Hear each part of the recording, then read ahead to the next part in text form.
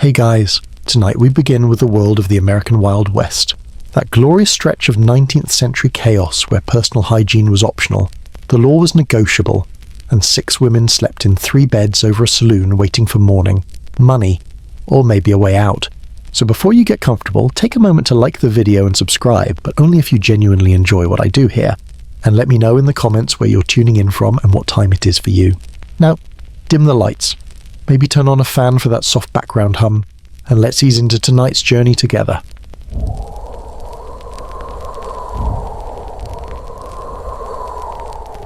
Welcome to the Wild West Brothel. If you're the kind of man who wonders what truth looked like behind saloon doors, this one's for you.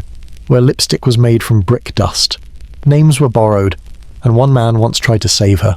Whether he made it out is something you'll have to find out for yourself. Let's start with the basics. You wake up to coffin. Not yours, everyone's. The air in this second floor room is thick. Not with perfume, but with breath. 6 women, 3 beds, 1 window that doesn't open. You shift. Slowly. Your back sticks to the sheet if you're lucky. It's just sweat. There's a pot in the corner. You don't look at it.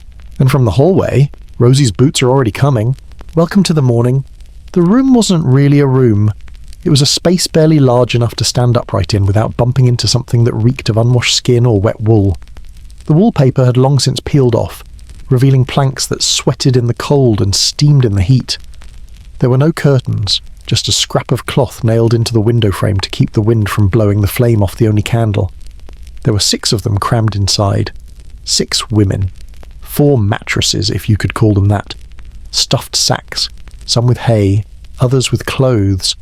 One of them, the one Sarah claimed as hers, smelled like mouldy bread and something sweet gone bad. Jenny's corner was the worst. She slept beside the chamber pot. She never complained, but no one ever offered to switch places. They shared that pot like it was part of the family. It sat there in the centre of the room, pale and quiet, until it wasn't. Someone would lift the lid with 2 fingers, try not to breathe, and pray the sound didn't wake the others. But the truth was, nobody really slept here. Not the way you think of sleep. Not the kind where your shoulders drop and your mind drifts. Here, it was eyes half shut, ears open, muscles tensed. Sleep was more of a pause than a rest. One breath held a little longer than the last, one eye closed while the other kept watch, because one cough just one meant you all got sick. That's how Lily said it. Whispered it, actually, as if the germs could hear her. One cough means we all get sick, and she wasn't wrong. They'd all seen it before. Clara, the redhead from 2 winters ago, had brought back a chest cold from a rail worker. It spread through the room in 3 days. They buried her in the snow behind the apothecary. No priest, no marker, just Rosie's voice saying, "Burn her blanket," so no one coughed out loud anymore. You learned to swallow it, hold it in your throat, mask it with laughter, pretend it was something in your eye. The air in the room was heavy, like it carried a weight that pressed down on your ribs, made you breathe smaller, shorter, and it smelled, dear God. It smelled like skin and sweat and lavender powder trying its best to win a losing battle. The powder made it worse somehow, like pouring perfume over garbage, the kind of sweet that turned sour in your nose. Jenny, bless her, still thought she could fight it. Every night. She rubbed rose water on her wrists behind her ears, like her mother used to do. She believed in the ritual, believed it meant she was still a person. The rest of them didn't bother. After a few weeks, the skin gives up. You wash and it returns. You scrub and it stays. Whatever clings to you in this place is deeper than soap can reach. Sarah had been there longest. She once joked that the mattress knew her body better than any man did. No one laughed. Not because it wasn't funny, but because it was too true.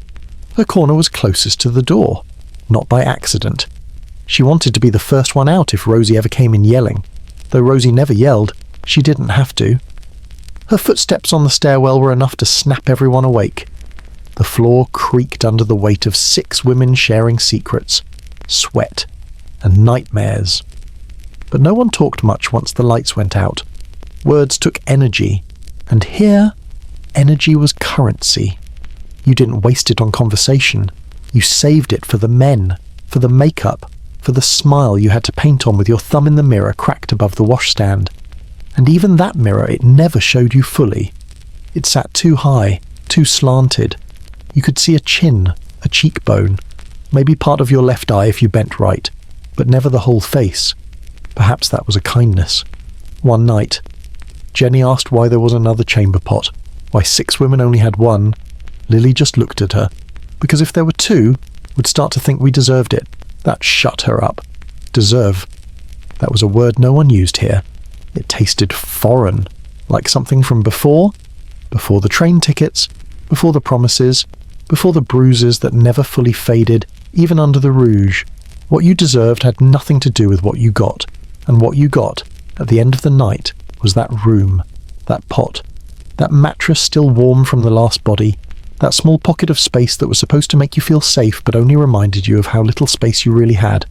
The windows never opened. Couldn't. Rosie had them nailed shut after a girl tried to climb out once. Said she just wanted to see the stars. Said she missed air. Rosie said the boards were for safety. Everyone knew they were for silence. There was one blanket between every 2 girls.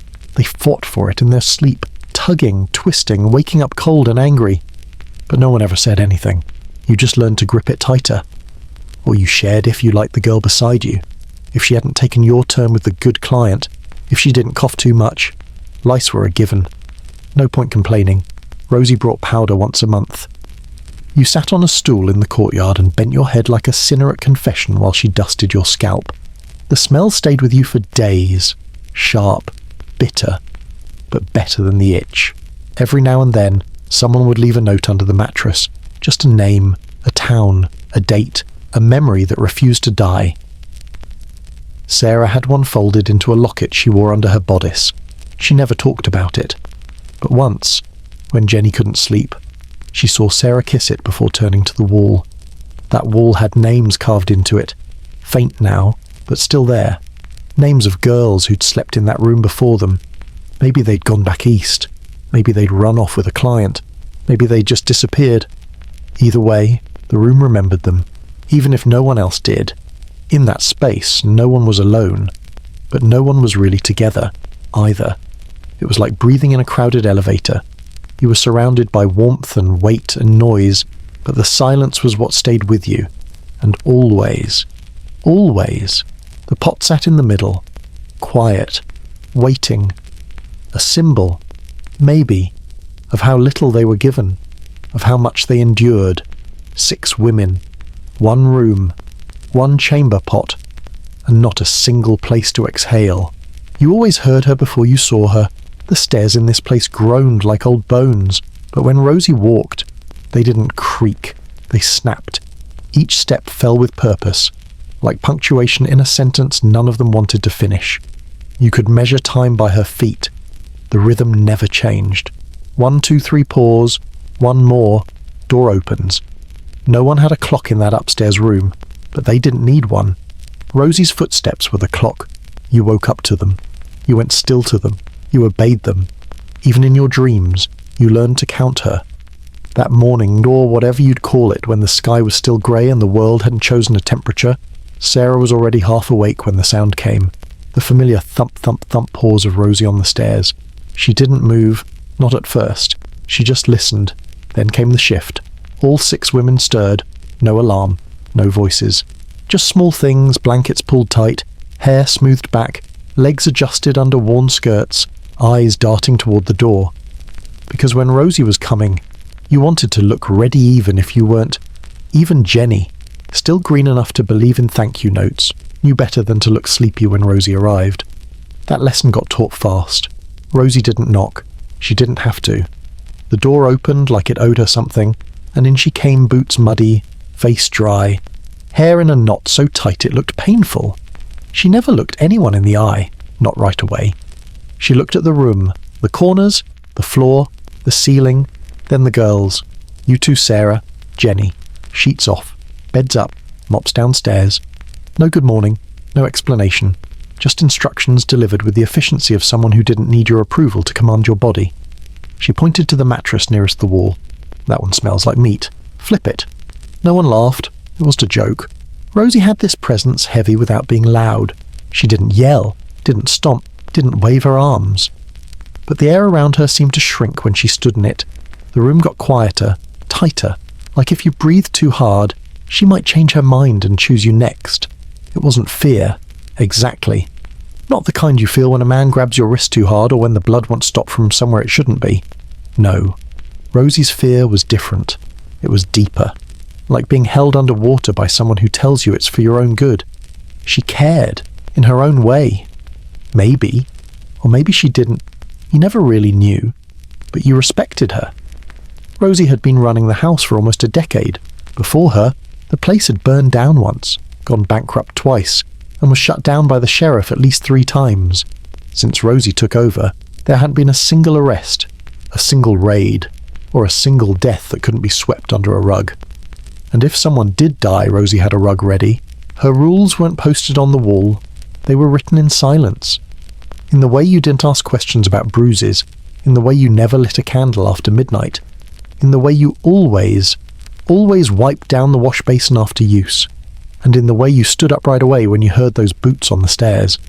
Because Rosie wasn't just the boss. She was the schedule, the routine, the gravity. And if you fell out of rhythm with Rosie, things broke. Sarah remembered the first time she saw Rosie lose patience. A girl named Eliza had come back from a client early sobbing, blouse torn, shoes missing. She tried to lock herself in the back storeroom. Rosie didn't knock. She walked in. A minute later she walked out, wiping her hands on her apron. No one saw Eliza again. No one asked. And Rosie didn't speak of it. Not once. You hear her before you see her. That's what Lily always said. She'd whisper it to Jenny at night like a ghost story, like it was something sacred, because it was true. You could hear Rosie in your bones, in the way the hallway planks trembled, in the shift of weight on the 3rd step, the pause that told you she was deciding something, in the scrape of the latch, the turn of the knob, the way her presence filled the room before she even crossed the threshold. Rosie never raised her voice, but she could silence 6 women with a look. That morning, she only stayed for 2 minutes. She handed Sarah a mop, told Lily the doctor would be coming by for the monthly check, and reminded everyone without emotion that someone threw up in the blue room again. Handle it. Then she was gone. No one breathed until they heard the steps retreat. 4, 3, 2, door slam! Only then did Sarah whisper, Christ. Jenny exhaled like she'd been holding it for a week. She scare you? Lily asked. Jenny nodded. She should, Lily replied, tying her apron tight. She keeps us breathing. That was the paradox of Rosie. You feared her. But she was also the reason the sheriff didn't come knocking. The reason there were always candles. The reason the building hadn't caved in on itself. She was the structure that held the rot in place. She wasn't a mother, not a friend. Maybe not even human some days. But she was order in chaos. And in a place like this, that was sacred. Downstairs. They heard her voice, not shouting, just issuing orders to the kitchen boy, to the laundry girl, to the man sweeping ash off the front step. Always in control, always moving. You hear her before you see her. But what no one ever said was this by the time you saw Rosie. It was too late to pretend you weren't scared, because by then she already knew. And still every girl sat a little straighter after she left. They smoothed their skirts, brushed the hair from their faces, checked their stockings, straightened their slips.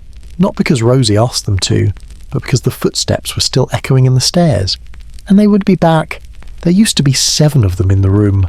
Now, there were 6. No one talked about the 7th. No one mentioned her name out loud. It hovered there, thick and unsaid, like the mildew in the corners or the bloodstain someone had failed to fully scrub out near the bed frame. Her things were gone, but somehow, her presence clung to the walls more than the lavender powder, more than the sweat. Lucy. The name hung unspoken like a splinter lodged beneath the skin. Everyone felt it. No one touched it. The girls knew better. Don't ask about Lucy. That's what Sarah had said to Jenny the first week she arrived. Jenny had found a comb tucked beneath one of the mattresses, its teeth lined with long red strands of hair. She'd held it up, curious, maybe even hopeful. Perhaps it belonged to someone kind, someone who might take her under their wing. Sarah had looked her straight in the eye. Don't ask. You know, at first, Jenny didn't know. She thought maybe Lucy had left. Run off with a man, found a better house, gotten out. That's what they always told themselves, that maybe one girl had made it. Maybe she'd packed her coins, tied up her hair, and boarded the early train east. But that story always unraveled at the same place nobody ever saw her go. You heard when a girl left, even if she tried to sneak out. The house wasn't built for quiet exits. The stairs screamed betrayal. The front door stuck in the heat. Rosie always stood by the railing, arms crossed, eyes narrow, watching until the shape of the girl vanished down the dusty street. But with Lucy, there'd be none of that. Just silence. One night, she'd gone to the green room top of the hall, the one with the wobbly lamp and the mattress that tilted to the left. That was Lucy's usual. She liked it. Said it smelled like lemon water and dust. That night, she went in with a miner. His boots were black with coal, his hands wrapped in torn linen. He was loud when he walked. Everyone heard the door close. No one heard it open again. The lamp stayed on till morning. Rosie had gone up after breakfast. She stayed in that room for 20 minutes. When she came out, she called for Sarah and Lily. They followed her in with sheets, rags, and a box that hadn't been opened in a while. An hour later, the mattress was burned in the backyard. The room was scrubbed with vinegar, and the green lamp was gone. No one asked. Rosie didn't say a word, but when she looked at the girls, there was a flicker almost invisible of warning. Not grief, not regret. Warning. Lucy's bed sat empty for 3 days. Then Jenny took it. No one offered it. No one made a decision. It just happened. One morning, Jenny rolled her blanket toward the edge of the room and claimed the space. She didn't ask. She didn't need to. Everyone knew what it meant. That night, as she lay staring at the ceiling, Jenny whispered to Sarah. She didn't finish. Sarah, lying rigid beside the wall, didn't turn. We don't say it. But if someone hurt her, Sarah's voice came sharp and quiet, like a blade drawn slow. They all hurt us. That's the job. That shut Jenny up, because there was truth in it. Ugly, splintered truth. It wasn't that Lucy's story was different. It was that it ended. Everyone knew it could have been them, on any night, with any man. There was no logic to it, no red flag, no way to predict who would be the one not to come back. One client might be drunk and weepy, another might be quiet and clean-shaven. It didn't matter. When you opened that door, you gave them the script, and sometimes they rewrote it. That was the unspoken contract. You survived until you didn't, and when someone didn't, you didn't mourn. You adapted. The house didn't close early. The client still came. The bar downstairs played the same tune on the out-of-tune piano. Even Rosie didn't miss a step. She handed out linens, checked the liquor, lit the hallway lamps. The only thing that changed was the room count. Lucy wasn't the first. There had been others. Molly, who liked to sing while brushing her hair. Clara, who stitched birds into her sleeves. Emily, who wrote letters she never mailed. Each one had disappeared, their names slowly falling from memory like threads from a hem. Not violently, not publicly, just vanished. Their things packed up, their faces blurred, their smells replaced. Time didn't erase them. It buried them. It wasn't cruelty. It was necessity. Because if you let yourself remember Lucy too clearly, if you pictured her voice or the way she twisted her braid when she lied, you risked believing it meant something, that she was someone. And if she was someone, then so were you. That kind of thinking didn't help. So the girls told themselves she'd gone somewhere, found a man who treated her kind. Maybe took her to a ranch. Maybe she worked as a cook now, or a laundress, or a school teacher. Maybe she even had her own bed. Maybe. But no one really believed that. At the back of the room, behind the chamber pot, behind the cracked baseboard and the place where the spiders always spun their webs, there was a name carved into the wood. Lucy. Jenny found it one day while trying to sweep. The letters were small and sharp, like they'd been carved with something stolen. They weren't hidden, but they weren't shown either. A whisper, not a cry. She showed it to Sarah. Sarah stared at it for a long time. Then she turned away. She shouldn't have left it. Why? Because it means she thought she'd be remembered. Jenny didn't reply. That night, the room was unusually quiet. The candle burned low. The sheets smelled of bleach. Rosie's footsteps never came upstairs. The girls lay still, each with their own thoughts, their own fears curling under the skin like fever. No one said Lucy's name, but everyone thought it, and that was enough. There's a mirror nailed crooked to the wall in the back hallway. The kind you wouldn't stop to look in unless you had to. It's too small, too warped. The left side stretches your face, the right side crushes it, and right down the middle is a long scratch, like someone once tried to claw their reflection off. Still, every evening, just before dusk, the women line up in front of it, one by one. No rush, no chatting, just silence and powder. Jenny's always first. She still hums when she does it. A soft little sound, no tune in particular, just a nervous breath she tries to shape into melody. She dabs rose powder on her cheeks with a scrap of linen someone cut from an old blouse. It's not real rouge, it's crushed brick mixed with cornstarch and spit. But under the yellow oil lamp, it passes for colour, for warmth, for life. She dots her lips with wine, not drinkable wine, just the kind that stains and stings. She says it makes her look more awake. No one corrects her. Lily's next. She doesn't bother with cheeks anymore. She smudges charcoal beneath her eyes, rubs it into her lashes, presses the tips of her fingers along her brow bones like she's remembering where her old face used to be. She paints her lips a harsh red nothing soft about it. She used to use beetroot, but Rosie banned it after it spoiled in the heat and gave someone a rash that lasted 2 weeks. Sarah goes third. She doesn't look in the mirror. She watches the girl before her. When her turn comes, she leans in close and paints, not like an artist, like a worker applying sealant. 2 quick swipes to the cheeks, one across the lips, a dab on the neck. Done. She wipes her fingers on her apron and moves on. No one ever smiles at their own reflection. That would be foolish. The goal here isn't to see yourself. It's to cover yourself up. Paint the face, not the girl, Rosie said once. It stuck, because that's what this was, not beauty, not glamour, a mask, a varnish, a ritual. Really? Like a mortician preparing a body, like war paint without the war, or maybe with it. The powder didn't hide the bruises. Not really, it just distracted from them. Drew the eye elsewhere. Cheekbones instead of knuckles, lips instead of swelling. The illusion was never perfect, but it did not need to be. The men who came here weren't looking for truth. They were looking for something that looked alive. There is something strange about applying makeup in a place where no one wears it to feel pretty. It turns into something else, an act of survival. You learn the angle of your jaw like a carpenter learns a joint. You learn which bruises fade blue, which yellow, and which need a double layer. Jenny once asked Sarah if she missed how she used to look. Sarah just laughed. Used to girl. I've had 10 faces in this house, none of them mine. The others didn't laugh. Not because it wasn't funny, but because they understood. Even Rosie had a routine.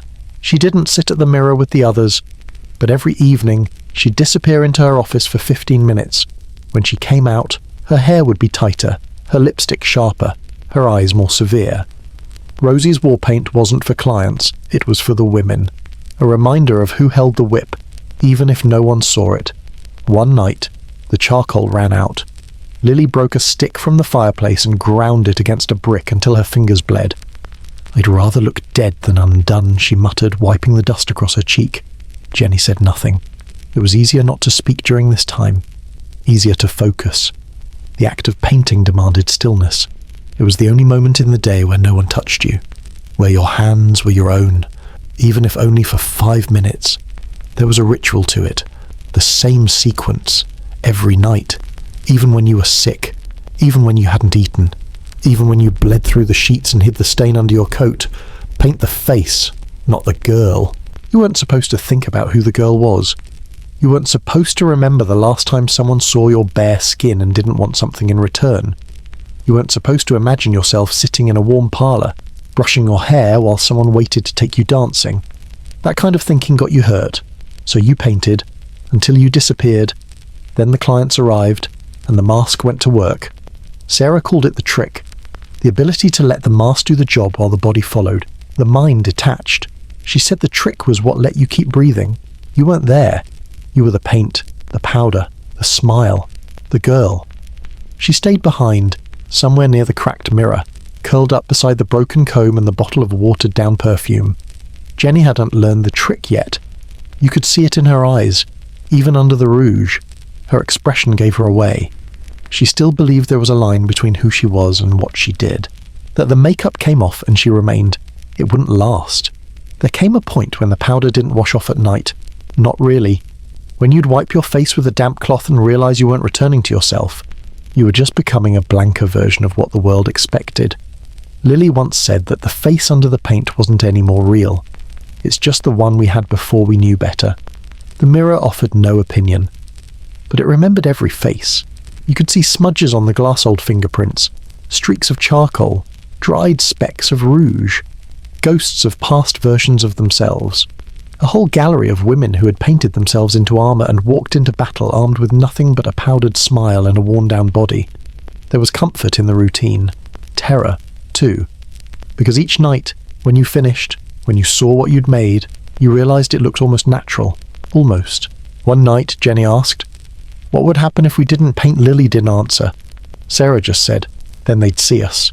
And no one wants that. Not even us." There's a mirror nailed crooked to the wall in the back hallway.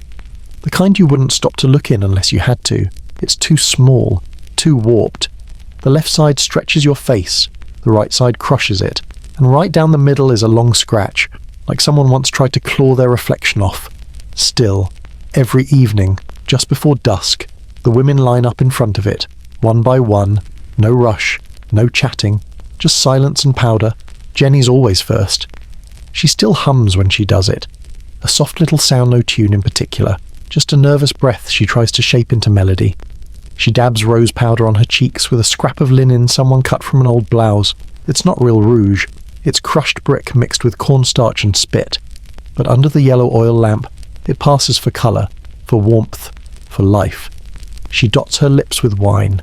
Not drinkable wine, just the kind that stains and stings. She says it makes her look more awake. No one corrects her. Lily's next. She doesn't bother with cheeks anymore. She smudges charcoal beneath her eyes, rubs it into her lashes, presses the tips of her fingers along her brow bones like she's remembering where her old face used to be. She paints her lips a harsh red nothing, soft about it. She used to use beetroot, but Rosie banned it after it spoiled in the heat and gave someone a rash that lasted 2 weeks. Sarah goes third. She doesn't look in the mirror. She watches the girl before her. When her turn comes, she leans in close and paints. Not like an artist, like a worker applying sealant. 2 quick swipes to the cheeks, one across the lips, a dab on the neck, done. She wipes her fingers on her apron and moves on. No one ever smiles at their own reflection. That would be foolish. The goal here isn't to see yourself, it's to cover yourself up. Paint the face, not the girl, Rosie said once. It stuck. Because that's what this was. Not beauty, not glamour, a mask, a varnish, a ritual, really. Like a mortician preparing a body. Like war paint without the war, or maybe with it. The powder didn't hide the bruises, not really. It just distracted from them, drew the eye elsewhere. Cheekbones instead of knuckles, lips instead of swelling. The illusion was never perfect, but it didn't need to be. The men who came here weren't looking for truth. They were looking for something that looked alive. There's something strange about applying makeup in a place where no one wears it to feel pretty. It turns into something else, an act of survival. You learn the angle of your jaw like a carpenter learns a joint. You learn which bruises fade blue, which yellow, and which need a double layer. Jenny once asked Sarah if she missed how she used to look. Sarah just laughed. Used to girl. I've had 10 faces in this house. None of them mine. The others didn't laugh. Not because it wasn't funny, but because they understood. Even Rosie had a routine. She didn't sit at the mirror with the others, but every evening she'd disappear into her office for 15 minutes. When she came out, her hair would be tighter, her lipstick sharper, her eyes more severe. Rosie's war paint wasn't for clients. It was for the women, a reminder of who held the whip, even if no one saw it. One night, the charcoal ran out. Lily broke a stick from the fireplace and ground it against a brick until her fingers bled. "I'd rather look dead than undone," she muttered, wiping the dust across her cheek. Jenny said nothing. It was easier not to speak during this time, easier to focus. The act of painting demanded stillness. It was the only moment in the day where no one touched you, where your hands were your own, even if only for 5 minutes. There was a ritual to it, the same sequence, every night, even when you were sick, even when you hadn't eaten, even when you'd bled through the sheets and hid the stain under your coat. Paint the face, not the girl. You weren't supposed to think about who the girl was. You weren't supposed to remember the last time someone saw your bare skin and didn't want something in return. You weren't supposed to imagine yourself sitting in a warm parlour, brushing your hair while someone waited to take you dancing. That kind of thinking got you hurt. So you painted until you disappeared. Then the clients arrived and the mask went to work. Sarah called it the trick. The ability to let the mask do the job while the body followed, the mind detached. She said the trick was what let you keep breathing. You weren't there. You were the paint, the powder, the smile, the girl. She stayed behind, somewhere near the cracked mirror, curled up beside the broken comb and the bottle of watered-down perfume. Jenny hadn't learned the trick yet. You could see it in her eyes, even under the rouge. Her expression gave her away. She still believed there was a line between who she was and what she did, that the makeup came off and she remained. It wouldn't last. There came a point when the powder didn't wash off at night. Not really. When you'd wipe your face with a damp cloth and realise you weren't returning to yourself, you were just becoming a blanker version of what the world expected. Lily once said that the face under the paint wasn't any more real. It's just the one we had before we knew better. The mirror offered no opinion, but it remembered every face. You could see smudges on the glass old fingerprints, streaks of charcoal, dried specks of rouge, ghosts of past versions of themselves. A whole gallery of women who had painted themselves into armour and walked into battle armed with nothing but a powdered smile and a worn-down body. There was comfort in the routine. Terror, too, because each night, when you finished, when you saw what you'd made, you realised it looked almost natural. Almost. One night, Jenny asked. What would happen if we didn't paint? Lily didn't answer. Sarah just said, then they'd see us, and no one wants that. Not even us. Jenny giggles. It's soft, almost musical. She claps her hand over her mouth like she's caught herself doing something wrong. But she's not embarrassed, just nervous, excited. The kind of laugh a girl lets out when she's dressing up in her mother's clothes, not realising the lipstick is war paint and the shoes are made for standing still. She giggles, and across the room, Sarah lowers her eyes. She doesn't know yet, Lily mutters. Not with cruelty, not even with pity. Just fact. Jenny's still in that in-between place. That fragile dusk between pretending and understanding. She brushes her hair longer than needed, tucks imaginary strands behind her ear, hums tunes no one else recognises. She giggles when a client calls her darling. She thinks she can flirt her way through it. She believes in charm, in timing, in luck. The rest of them stopped believing years ago. Tonight is her first full shift. No warm-up, no mercy. Rosie's list has her down for 5 rooms, and her name, or the one she's using, has already been whispered through the bar twice. Jenny doesn't know what 5 rooms feels like yet. She's still smiling. The first client is an older man. Polite. Says he has a daughter her age. Doesn't stay long. Leaves 2 coins instead of 1. Tells her she reminds him of someone. Jenny nods. She doesn't ask who. When he leaves, she tells Lily. That wasn't so bad. Lily doesn't reply. The second man is younger. Grimy hands. Talks too much. Brings in dirt from the road that sticks to the soles of Jenny's feet. She scrubs them after with a cloth dipped in peppermint water. She says the smell helps. Sarah watches her and doesn't say a thing. Jenny hums as she walks to her 3rd room. The girls know this pattern. They've lived it. The first night always plays tricks, like a card game where you think you're winning until someone swaps the deck mid-hand. The early clients are kind, or tired, or too drunk to finish. And the girl knew, and Rosie starts to believe the stories she's heard from the other side of the curtain were exaggerated. Outliers.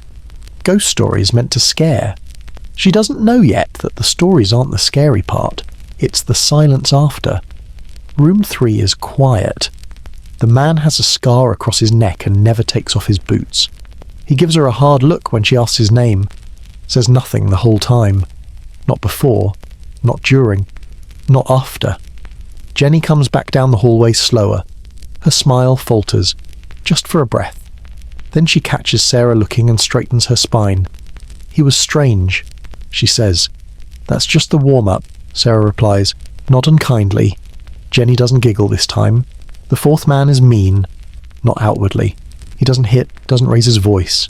He just stares too long, laughs too soft, tells her stories that feel like traps, asks her if she thinks she's better than this, asks her if her daddy knows where she is, asks her to call him something that makes Jenny's mouth feel wrong. when she comes back from that room, her lipstick is gone. She says nothing.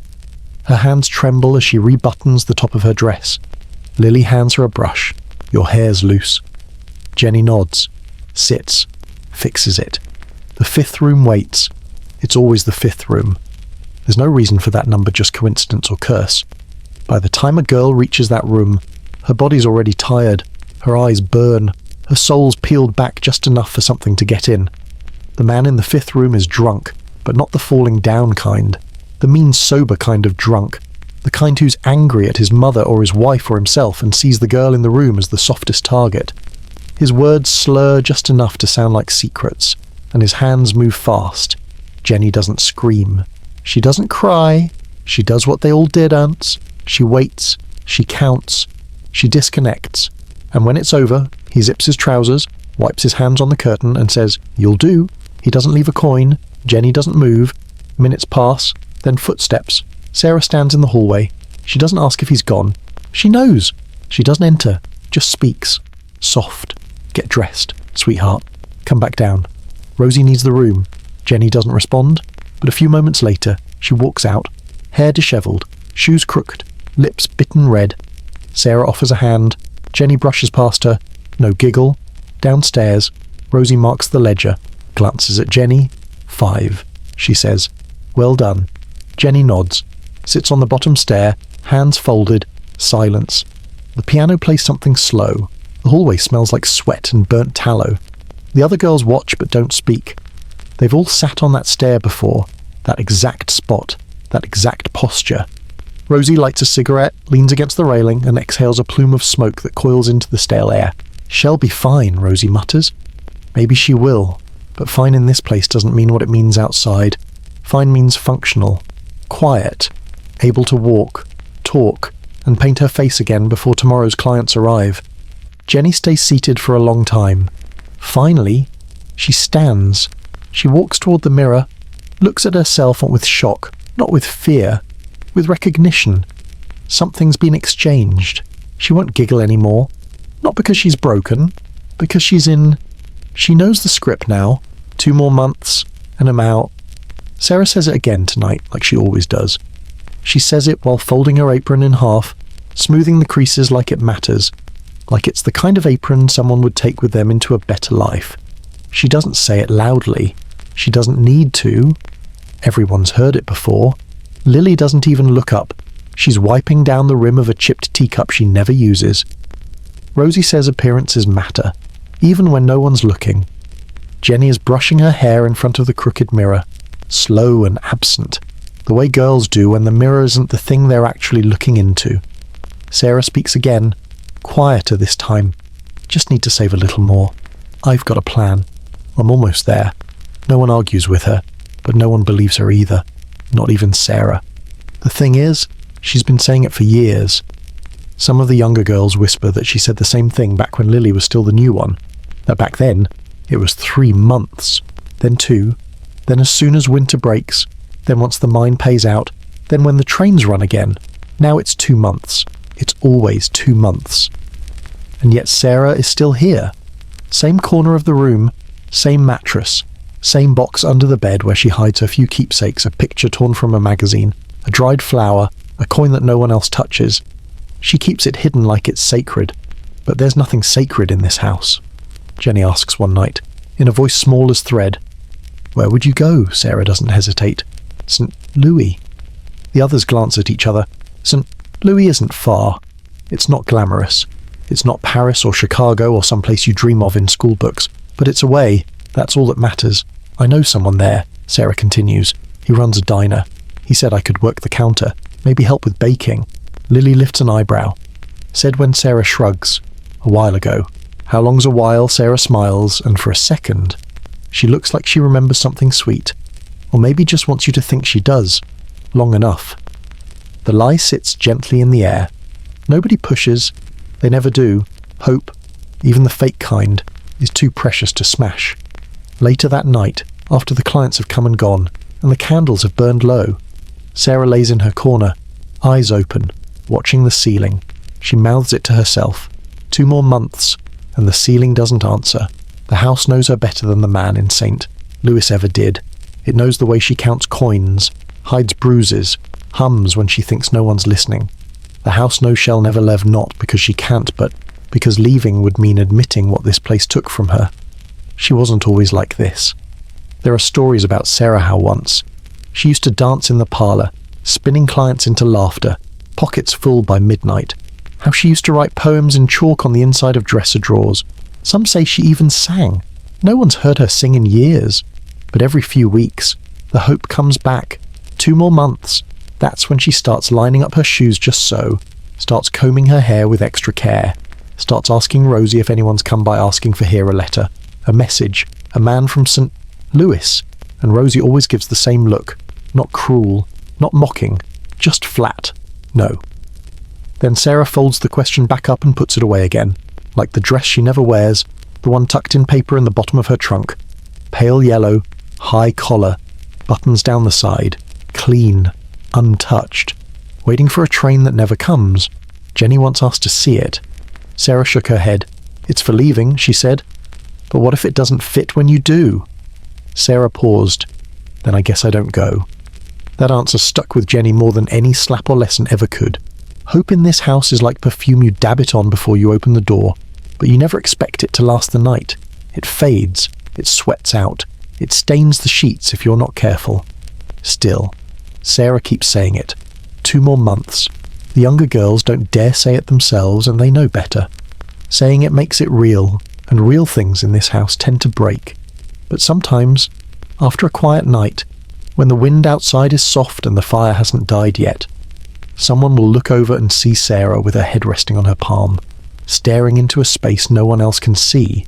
And you know she's there, in St. Louis, wiping counters, smelling bread, hearing a bell above a door that opens for something other than demand. And maybe she deserves that dream, but this place, this house, this life, it doesn't let you leave clean. If it doesn't take your body, it takes your mind. If it doesn't take your mind, it takes your timing. The longer you stay, the harder it is to walk at a normal pace, to breathe full, to laugh without checking who's listening. Sarah doesn't laugh anymore, but she still whispers, 2 more months. She'll say it again tomorrow, and the day after, until it becomes part of the wallpaper, part of the floorboards. Another sound this house absorbs, and maybe, just maybe, someone new will believe her. But the house won't. The house never does. It's heard it too many times. There's a box under each girl's bed. Not a jewellery box. Not a box for secrets. Just a plain, dented tin. Inside coins. Maybe a few notes, if Rosie hasn't called them in yet. Most of it's loose change dull from sweat, stained from fingers that touched too many places before handing it over. The girls call it the illusion, because it looks like savings. But everyone in the house knows the money's already spent. It's not a matter of if, just a matter of how. The doctor, the dress, the fine. Sarah recites the list like a prayer, like a curse. Every coin that hits the nightstand rings with a purpose already waiting for it. The doctor. He visits every other Wednesday, always in the morning, always smelling like antiseptic and whiskey. Rosie insists on regular checkups. Clean girls bring clean money, she says. And for that, each woman owes a portion of her week's cut even if she never saw the doctor's face that day, even if all he did was glance her direction and nod. Jenny thought it was a kindness at first. Then she saw the bill, $2, just to be declared fit for service, no conversation, no privacy, just a cold touch, a mumbled note in a ledger, and a request for payment by sundown. Lily once skipped it, said she felt fine. Rosie fined her $5, said it wasn't about feeling, it was about liability. So now, every girl pays. The dress, or more accurately, the constant replacement of one. The work wears through fabric like rust through iron. Clients pull, tear, spill things they don't apologize for. A hemline too short gets you mocked. A neckline too high gets you ignored. You fix what you can. Restitch by candlelight. Use wax to patch holes. Share thread when you have it. But eventually, Rosie notices, and when she does, she pulls one of the house dresses off the hook in the storeroom and hands it to you with a smile that isn't warm. Put it on. You'll pay me back. That's $3, minimum. More if the lace is intact. Sarah's been paying for the same corset for 9 months. She's down to dimes and a quiet promise. The fine. This one stings most. The fine is for anything Rosie says it is. Late to line up $2. Mouth off to a client, $5. Candle left burning, $3. Slipped and called someone by the wrong name. Depends on who heard it. The fine is where Rosie makes sure they never feel too secure, too independent, too close to escape. Jenny got fined once for crying in a room. The man didn't complain. He didn't even notice. But Rosie did. Said it spoiled the illusion. Cost her $1.50 and 2 shifts in the worst room upstairs. Sarah says Rosie learned it from a house in Missouri. If the girls feel broke, she once said, they'll never feel bold. It works. Add it up and you'll see it plain every dollar earned leaves in pieces. 50 cents to Rosie, another quarter for the house, a dime for supplies. The rest sucked away by the doctor, the dress, the fine. By the end of the week, the box under the bed looks full, but it's not wealth. It's a ledger, a promise already broken, a receipt for a life still owed. Some clients tip, some don't. Some leave buttons instead of coins, or poker chips, or scribbled notes that say next time in crooked handwriting. Rosie doesn't accept notes. You either pay in cash, she says, or you pay in blood. No one asks which she prefers. Sarah once tried to keep track. She had a little book hidden behind the beam near the headboard. Each client got a line, each coin a mark. She colour-coded her debts in pencil red for Rosie, blue for the doctor, green for the county sheriff's cut which no one officially mentioned. But everyone paid. After a while, the pages filled faster than she could flip them, so she stopped counting. Now she just listens for the clink on the dresser, pockets what she can, and hands the rest over when Rosie asks. Sometimes, late at night, when the lamps are out and the building creaks like it's breathing. The girls talk about what they'd do if they could keep it all just 1 week's worth. 1 full 7-day stretch. No fines, no deductions, no bruises that cost extra. Lily says she'd buy a train ticket and never look back. Jenny says she'd get her teeth fixed.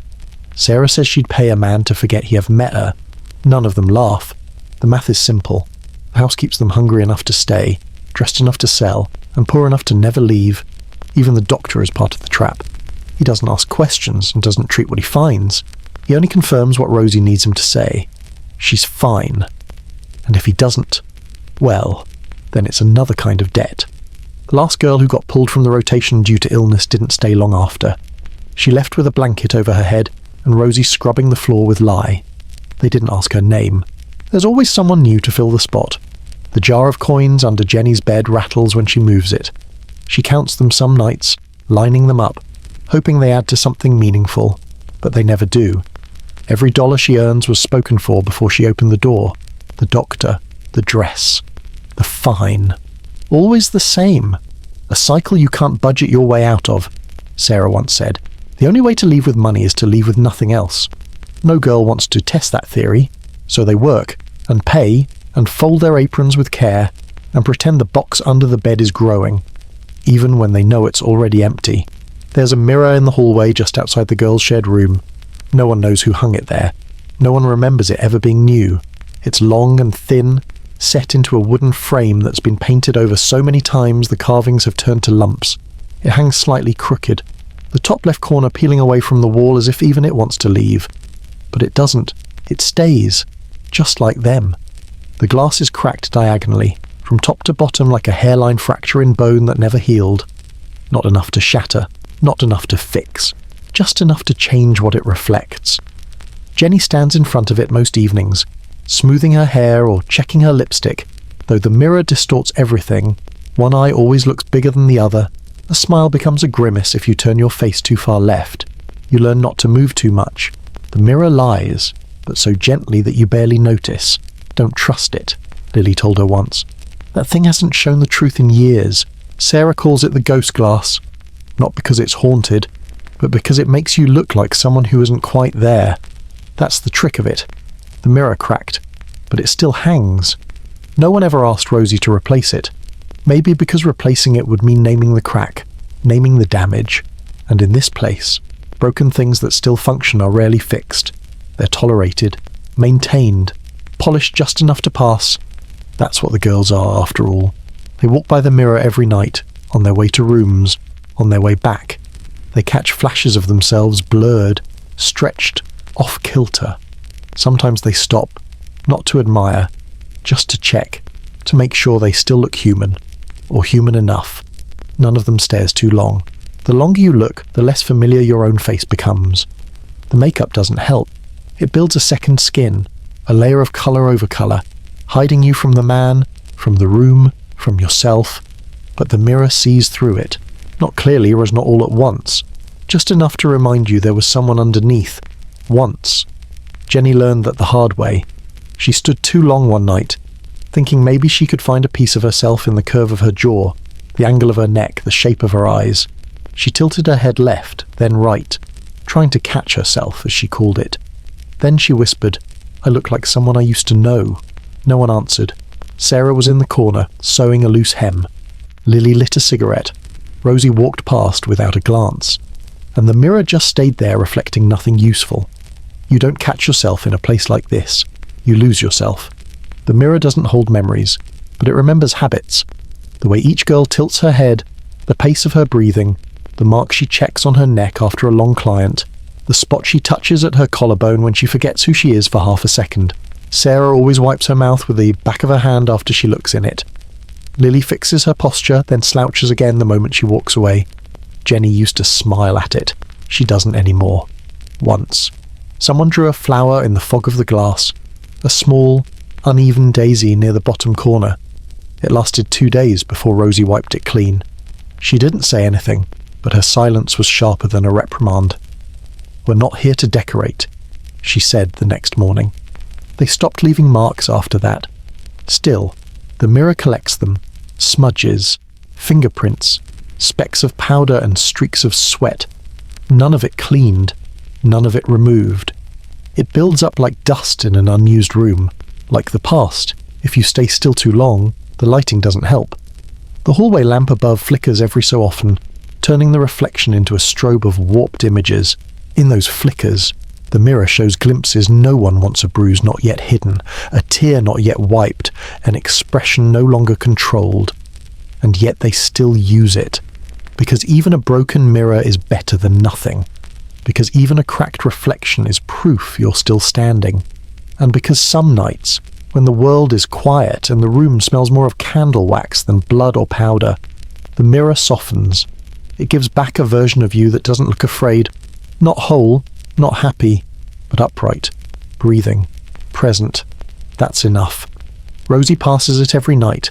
She never looks in it. Maybe she doesn't need to. Maybe she already knows what she'd see and refuses to give it the dignity of being seen. Or maybe she stopped believing in reflections a long time ago. The girls think she broke it. Not out of anger, but as a favour, a mercy. Because before the crack, the mirror might have shown them too clearly, might have reminded them what they'd lost, who they were. And that's dangerous in a place like this. Here, clarity hurts more than confusion. Sarah says she used to look in the mirror and see her mother's nose, her father's chin, little pieces of where she came from. Now she just sees the work. That's how she puts it. Like the job has carved itself into her face, like the men, the powder, the silence, all of it has reshaped her, gradually, into something less than human, more than ghost, Jenny asked once. "When do you stop seeing who you were?" Sarah replied. "When you stop asking." The mirror heard it. It hears everything, and yet it says nothing. It doesn't reflect the bruises Rosie doesn't acknowledge. It doesn't reflect the coin that wasn't left. It doesn't reflect the time Sarah sat for 10 minutes, holding her own face in her hands, too tired to repaint it. It just reflects enough to keep them guessing, to keep them trying, to keep them from smashing it. Because if they did, they'd have to face what they'd see without it. There are 2 kinds of jokes in the house. The ones the clients tell and the ones the girls whisper afterward. Neither kind is funny, but both are necessary. They start early in the night, like background noise. A man walks in, rubs his hands together, looks around, and smirks like he's the first to ever think of it. Room full of ladies looks like I died and went to heaven. Or y'all got volume discounts, or I hope these girls come with a return policy. The worst ones open with, "Wanna hear a dirty joke?" Jenny heard that one her second week. The man delivered it with such pride, eyes gleaming with anticipation, as if he were handing her a ring instead of a punchline. She fell in the mud. He burst out laughing. She did too. That's what you're supposed to do. Laugh. Nod. Pretend the sound of your own giggle doesn't taste like bile. Later, in the hallway, she tried to repeat the joke to Lily. Lily blinked once, then deadpanned. Heard that one before. The rhythm of these jokes becomes part of the job. A kind of call and response ritual. The man tells it. You smile. He feels powerful. You stay safe. Everyone wins. Except no one laughs. Sarah says the same man who tells a joke about holes and horses will ask you to touch his hand like you mean it. And you will. Because the alternative is worse. Some girls try to beat them to it, make the joke first. Steal the punchline. Flip the rhythm. But that only works once or twice. Men like to feel clever. If you laugh too quick, they think you're mocking them. And they don't like being mocked. So the trick is timing. Jenny learned to laugh exactly 0.8 seconds after the punchline. Enough to seem real. Not enough to seem rehearsed. Never too loud. Never too quiet. Just enough to make him think he earned it. That's good. Hell say. You're fun. And you'll nod. Even if you've heard the same joke 4 times this week, from 4 different men wearing 4 variations of the same sweat-stained hat. Same joke. Same chuckle. Same hollow afterward. There's one about the preacher's daughter and the stable boy. One about the miner who mistook a donkey for his date. One about the cheap whore with a silver heart. That one always gets a slap on the thigh. Sometimes yours. Heard that one before. Lily mutters under her breath almost nightly. Jenny's begun to say it too, though not loud enough for anyone to hear. Some nights, when the clients are gone and the hallway lights buzz in that tired yellow way, the girls sit on the floor and exchange their own versions. Not jokes, really. More like echoes. Had a man ask if I came with a gift receipt. Mine said, "Don't worry. I washed my hands this month. Guy last night called me darling, then asked if I could bark like his dog back home." They all laugh. But it's not real laughter. It's the kind that pushes grief through a filter. The kind that staves off the scream that's always crouching behind your teeth. The girls collect jokes like bruises, common, layered, mostly hidden. Rosie hears them sometimes. She doesn't join in. But she doesn't stop it either. She knows the release matters. She knows the only thing worse than laughing at a bad joke is being trapped inside one. Because that's what this job as a joke no one finds funny anymore. A setup with no punchline. A script that doesn't change. Same room, same laughter, same man, even if his name changes. The regulars like to think they're original, like they've got charm, like their joke is somehow different. They don't know the girls have given them nicknames. Lame Joe, Hat Scratch, Whisper Breath, Mr. 3 Questions. They don't know their routines are identical. Even the new ones fall in line fast. They loosen their belts. They say, "Don't be nervous, sweetheart." They ask how many men you had tonight. Then they say, "Never mind. Don't ruin the magic." Then they laugh, and you do too, because it's safer than silence. The silence makes them nervous, and nervous men do dangerous things. So you laugh. You take the jab. You let the words hang in the air like smoke from a wet cigar. Later, maybe you repeat it in the hallway, imitating his voice. Someone chuckles. Someone sighs. Someone says, "Christ." And then you forget it until the next one tells the same joke with different boots. There was one client, once, who told a joke and then looked Jenny right in the eye afterward. You didn't really laugh. He said. Jenny blinked, smiled. "Sorry, I missed the punchline." He didn't like that. Not at all. Rosie docked her a shift the next day. "Don't confuse them," she said. "If they feel stupid, they get mean. That's the line no one crosses again. Even Sarah, who's seen it all, who carries herself like she has dirt on every man in town, knows not to make a man feel small. She says small men with bruised pride swing the fastest, so they let them be clever, let them believe they're funny, even when the jokes are mouldy, hollow, broken like the mirror, even when the jokes are about them, especially when the jokes are about them. Because if they don't laugh, they become the joke. The one that ends with a bruise or a scream or a door slammed too hard to mean nothing. So they laugh, and carry it back into the rooms like a second skin. "Want to hear a dirty joke?" one asks. She fell in the mud, and Jenny laughs, as required. Then, after he leaves, she wipes her mouth, and in the hallway, she says to no one, "Heard that one before." Sarah hears her. She nods.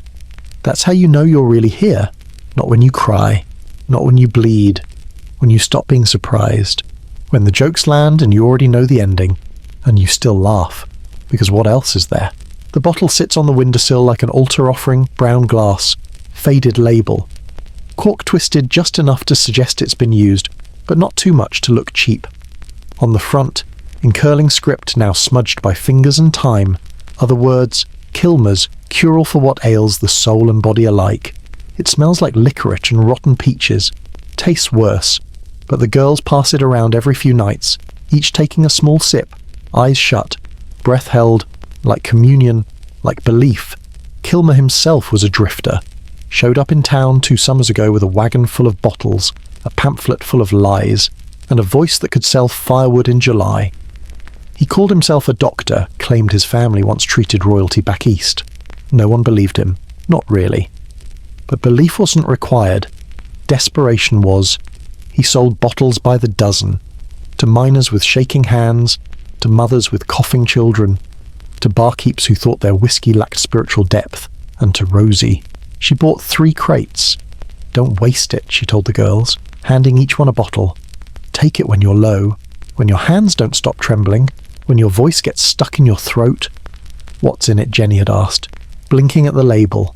Hope, Rosie answered, and just enough gin to keep you stupid. They laughed, but they drank it. They still do. It's not medicine, not by any definition a sane man would use. It's sugar water, mostly, with crushed herbs. Some sort of flower, maybe hibiscus or dog rose, and enough alcohol to sting your lips. It doesn't fix anything. It doesn't cure the itch, the cramps, the nausea, the bruises beneath corsets or between thighs. But it burns. And that burn feels like doing something, like fighting back, like not giving in. Lily takes it before bed, 1 swig exactly, followed by a full glass of water. She says it helps her forget the sound of breathing that isn't hers. Sarah uses it before the doctor visits. Says it keeps her teeth from clenching when he presses too hard on her stomach and writes normal in his ledger. Jenny, she drinks it in the mornings. She says it keeps her upright. None of them believe it works, but they all need to believe it might. Because in a house like this, where real help never comes, where real medicine costs too much, where real rest is a fantasy, Kilmer's, cure-all becomes a stand-in for possibility, and sometimes that's enough. They mock it, of course. They call it holy water. They say it's bottled prayer. They joke about offering it to the clients 1 sip and maybe hell finish faster, but no one ever pours it out. Even when the bottle's sticky with fingerprints, even when the liquid turns cloudy from age and sunlight, they sip it with a reverence they won't admit. Jenny tried going without it for a week. By the 5th day, her hands were shaking so badly she couldn't lace her dress. She stood in front of the mirror, eyes hollow, lips cracked, and whispered, "It's in my blood now." Then she uncorked the bottle and drank like it was air. Later that night, she told Sarah, "I don't think it's the drink. I think it's the act of drinking." Sarah nodded. That's all any of this is. The illusion, the gesture, the ritual. Kilmer left town long ago, moved on to the next desperate village, the next plague of faith, but his bottles remained. Rosie keeps a stash in the back, behind the bleach and the rolled linens. She rations them now. Prices have gone up. Inflation, she mutters. Even for miracles. The girls trade for it when they can't afford it. A shift covered, a pair of shoes cleaned, a secret kept. 1 bottle equals 1 favour, and nobody hoards it not out of generosity, but because keeping hope too long means watching it evaporate. You have to drink it fast before it turns on you. Kilmer's pamphlet still floats around the house. Tucked in the drawer with loose thread and hairpins, it's yellowed and torn, but the message is clear. For nervous conditions, female complaints, wandering melancholy, night terrors, moral exhaustion, and unspeakable bruises. No one says it out loud, but the last line always sticks. Unspeakable bruises. As if the bottle could reach beneath the skin and pull out something that doesn't belong there. As if it could undo the night before. It can't, but it gives them 10 seconds where they don't have to remember. And in this house, that's more valuable than gold. Rosie once offered it to a man. He was bleeding from the knuckles, muttering to himself, eyes like river stones. Rosie handed him the bottle without a word. He drank, coughed, spat on the floor, and left. That was the only time a client ever touched it. The bottle returned to the shelf like nothing happened. Jenny asked Rosie if she ever drinks it. Rosie said, "No." Why not? Because I know what's in it. But even Rosie practical, ruthless, unshakable. Rosie still keeps one bottle on her desk, full, unopened, maybe as insurance, maybe as warning, maybe just in case. The label on Jenny's bottle is starting to peel. The ink has bled from handling, and the cork sticks when she pulls it free, but every time she uncaps it, something shifts, not inside her, in the air, like the room takes a breath with her.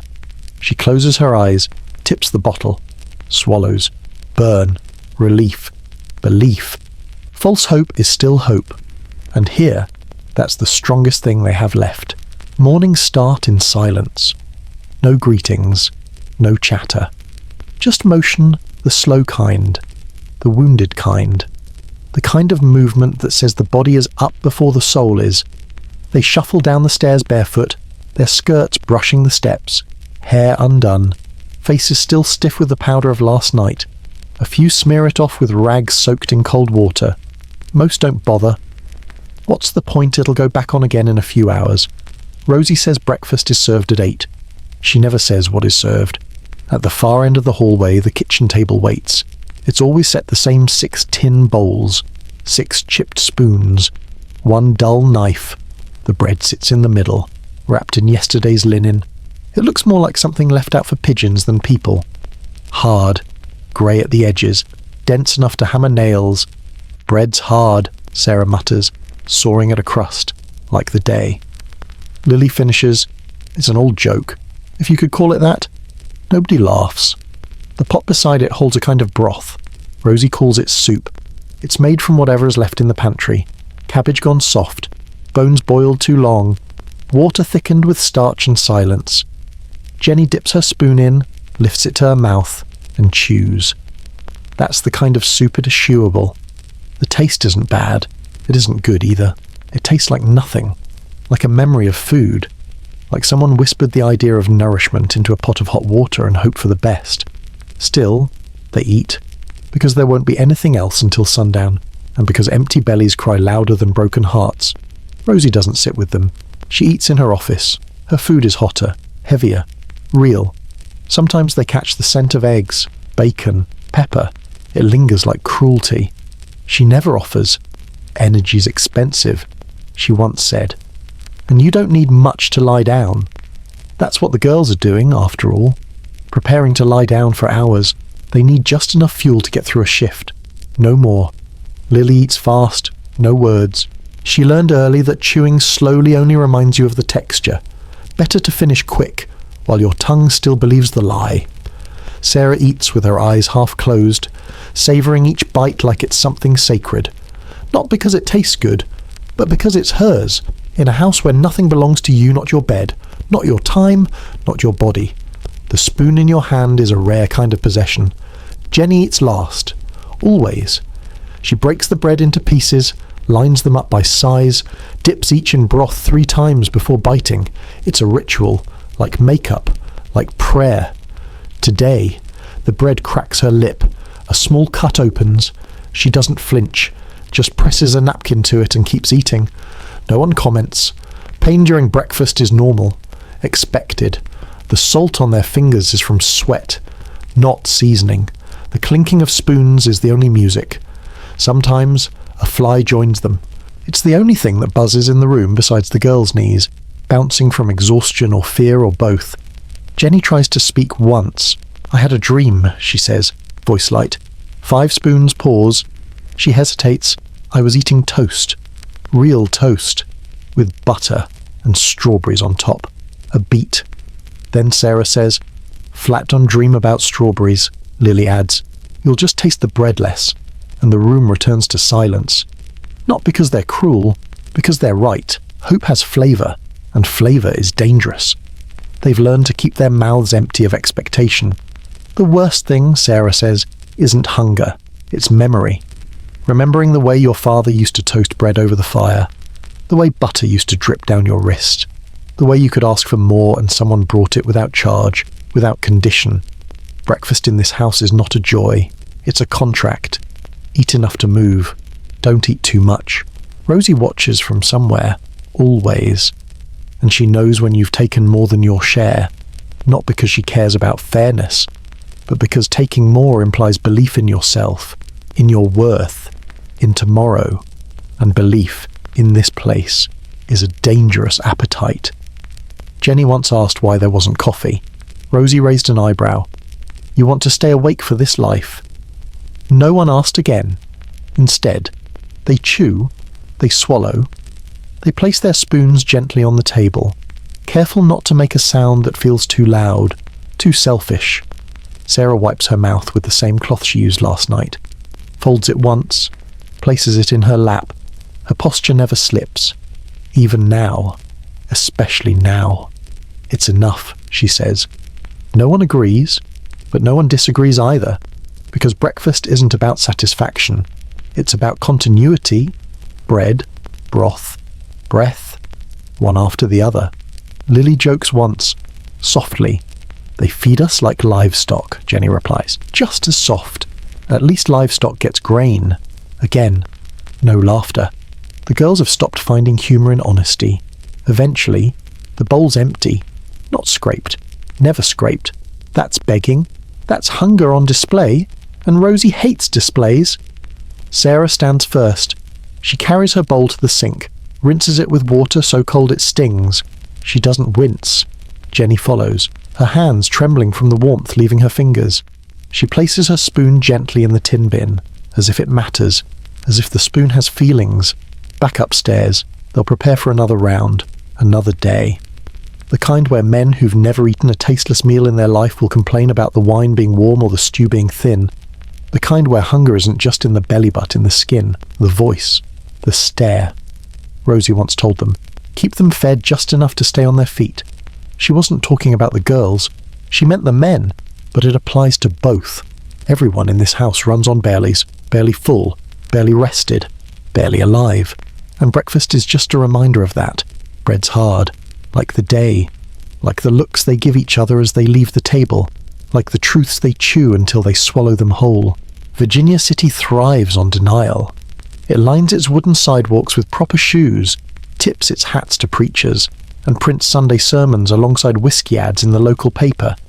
It frowns on sin, condemns impurity, and hosts bake sales to raise funds for church windows made of glass too clean to reflect the people walking past them.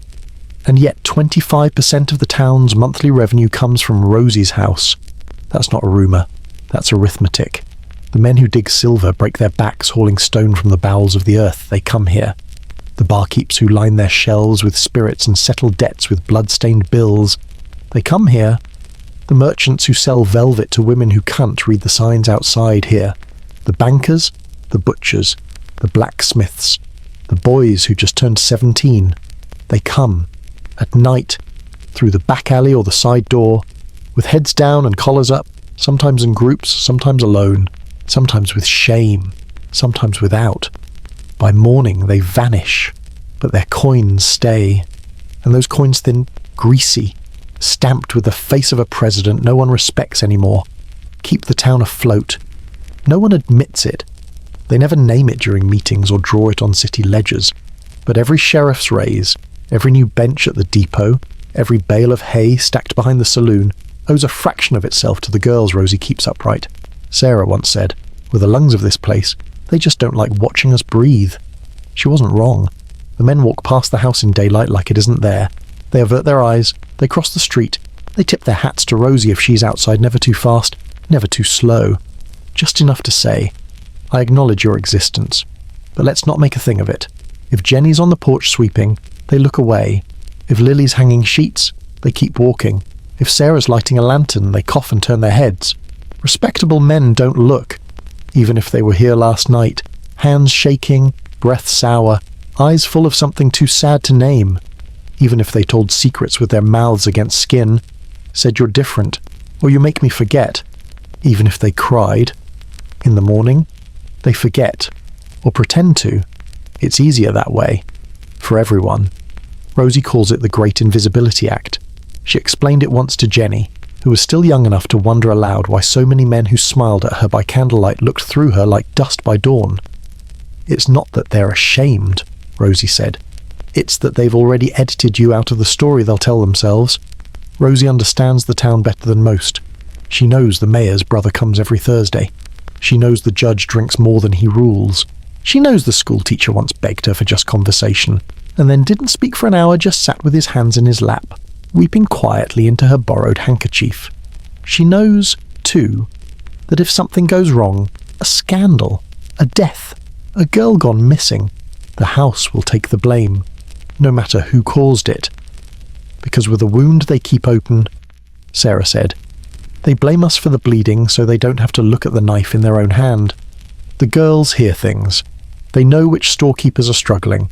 They know when the mines are about to cut pay.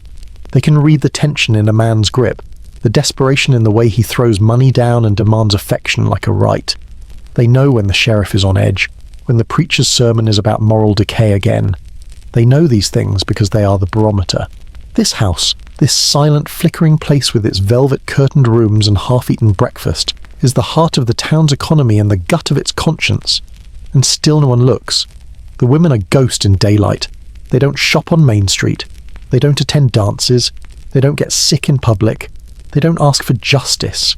They exist in parentheses, brackets, margins. Sarah calls them living footnotes. And yet, when the city council needs funding for new paving stones, they come to Rosie, discreetly, through back channels, a donation, a favour, a civic gesture, and Rosie pays. Always. Not out of kindness, out of protection, because every coin handed over buys another month of peace, another overlooked fire code, another quiet nod from the man who stamps licenses. Lily says it's a shakedown with manners. Rosie just calls it business. The girls have learned to live inside this contradiction, to be needed but unnamed, to be vital and disposable in the same breath, to feed the town and starve for dignity. Jenny tried, once, to walk through the market square during daylight. She wore a shawl. She kept her eyes low. She just wanted apples. The stallkeeper, a woman with hands as cracked as the floorboards back home, looked her up and down, then shook her head. "Not for sale," she muttered. The apples sat untouched for days. The bruise Jenny got from the walk lasted longer. Later, Sarah bandaged it and said, "You can be used here, but not seen." It becomes a kind of superstition, a social blindness. The town develops calluses against its own hypocrisy. It learns to hum past truth, to polish its storefronts and sweep its filth beneath the boots of the very women who fund its parades. No one names them, no one thanks them, but everyone depends on them, Jenny once joked. "We should put up a sign brought to you by women you'll never admit knowing." No one laughed, because it wasn't a joke. It was a headline they all carried inside. Sarah says it best they don't hate us. They hate needing us, and that's worse. Because hate, at least, sees you. This is something colder, like a town built on bones it refuses to bury, like silence with a price tag, like 25% of everything and none of the credit. Rosie doesn't tuck anyone in. She doesn't offer hugs. She doesn't sit on the edge of beds and ask how your day went, or stroke your hair when your body trembles from things you can't name. But when you're bleeding, she's the one with the rag. When you're sick, she's the one with the powder. And when a man goes too far, she's the one who makes him vanish. Not with fists, not with screaming. Just a few words, a note to the sheriff, a bottle of something untraceable in a drink that wasn't quite whiskey. Rosie never says "I love you," never says "I'm proud of you." What she says is "don't die." It's bad for business. And in this house, that's the closest thing to affection anyone gets. She's not soft. She doesn't pretend to be. Rosie walks like a foreman, thinks like a banker, and stares like someone who's outlived too many stories to care how yours ends. But she stays. And that, around here, is love. The girls say it in private. Rosie's not your mother, but she is. Because real mothers fade in memory after the first year here. Their voices lose shape, their faces blur. But Rosie becomes a constant. She's the gravity, the edge, the clock, the gatekeeper to what comes next, Sarah says. If she wasn't here, we'd be dead. Lily says, we already are. She's just the undertaker, and yet, when Jenny got feverish for 3 days, delirious, muttering in her sleep, vomiting between breaths, Rosie sat by her bed, never touched her, never spoke, just sat, a cold cloth in one hand, a bottle of Kilmer's cure-all in the other, like a priest with no prayers left. Jenny didn't remember it, but the others did, and none of them ever mentioned it, because Rosie's care is a secret thing, a cold thing, but still a thing. She doesn't indulge weakness. If you cry too loudly, she tells you to go outside and get it over with. If you break something, you pay for it. If you fight another girl, she settles it like a judge in a town with no laws, fast, brutal, fair. But she protects you from the men who don't listen, from the law that doesn't care, from the world that forgot you existed the moment you crossed that threshold. Rosie is the reason the sheriff never knocks. She's the reason there's always water in the basin and thread by the bed. She's the reason the doctor keeps his hands above the sheet. She's the reason the building still stands, and the reason the girls do too. Once, Jenny asked her why she stayed. Rosie raised an eyebrow. You think I like this job? Then why Rosie lit a cigarette. Took her time, because someone has to. Then she walked away. And Jenny sat there, clutching the hem of her dress like it might unravel without her hands. Sarah says Rosie used to be one of them. No one knows for sure. The house had a different owner then, different name. Back when the wallpaper wasn't peeling and the carpets didn't smell like history. Back when Rosie was younger, sharper, meaner, even. The rumour goes like this: she got out, married a man with money, left the house, disappeared. Then, one day, she came back, alone. No husband, no ring, just a suitcase and a new contract. She bought the place outright, paid in cash, and changed everything. No more girls under 16, no more clients twice your age, no more rooms without locks, and no more pretending this was anything other than work. She removed the curtains, installed a second exit, burned all the old ledgers, and built something functional, not beautiful, not kind, but survivable. She tells new girls the rules in one breath. You're not here for love, you're not here for pain, you're here for coin. Get it. Keep it. Don't bleed on the carpet, Jenny asked her once. What happens if we fall in love? Rosie didn't even blink. Then you're fired. But when a man raised a hand to Lily in the hallway, Rosie was there before the second blow. She didn't scream, didn't threaten, just stood between them like a stone wall and said, "Touch her again, and I'll burn you out of your own name." He left. He never came back. No one asked how. Rosie never talked about it. But the girls knew. They knew she saw everything, knew the house ran on her spine, knew her silence held back the worst parts of the world. So no one complained when she raised the cut by 10 cents. No one argued when she changed the bedding rotation. No one questioned when she said, "You're off tonight," and meant, "You're not well enough to fake it." Rosie doesn't love them, but she doesn't leave them either. And in this place, that's enough. Some nights, when it's late and the rooms are quiet and the candle wax pools like sweat. Jenny thinks about her real mother, wonders if she'd still recognize her daughter beneath the rouge, behind the eyes. And then she thinks of Rosie, of her stiff gait, her lined face, her voice like gravel on wet stone, and she feels not warmth, but something close, something sturdy, something solid. That, too, is love, in its own way. When a girl dies, and they do, Rosie handles the body, not the doctor, not the sheriff, not the preacher. Rosie. She wraps it herself. She burns the sheets. She scrubs the floors. And then she makes no mention of it again. Not out of cruelty, but because in this house, grief is dangerous. It lingers. It stinks. It breaks the rhythm. And Rosie is the rhythm, the beat that keeps the rooms running, the hand that counts the coins, the voice that says, "Not tonight," when she knows you're close to breaking. She's not their mother, but no one else shows up. And in a world built from absence, presence becomes sacred.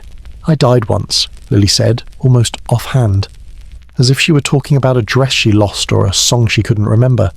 She was sitting on the windowsill, knees pulled up, back curved like a cat half asleep. The room smelled like soap and iron, the sharp, sweet scent of someone cleaning something that should have been left alone. Jenny blinked. What Lily didn't look at her, just traced a crack in the wooden frame with the edge of her thumbnail. I stopped breathing. For a minute, maybe two. Eyes rolled back, skin cold. She finally glanced over. I got up, Jenny didn't ask what happened next, because she already knew. Nothing. No one screamed. No one cried. No one ran into town for help or dragged her to the doctor. She'd woken up, and by then, the room was already being prepared for the next man. It had happened sometime the previous winter, the coldest week of the year. The week the pipes froze and Rosie had the girls heat water with candles and rinse themselves in bowls like livestock. Lily had worked 5 rooms in one night, 2 minors, a gambler, a man who claimed to be a preacher, and one who never gave his name. By the time she got back to the bunk room, she collapsed before taking off her boots. Her lips were pale. Her hands twitched once, then stopped. She didn't move.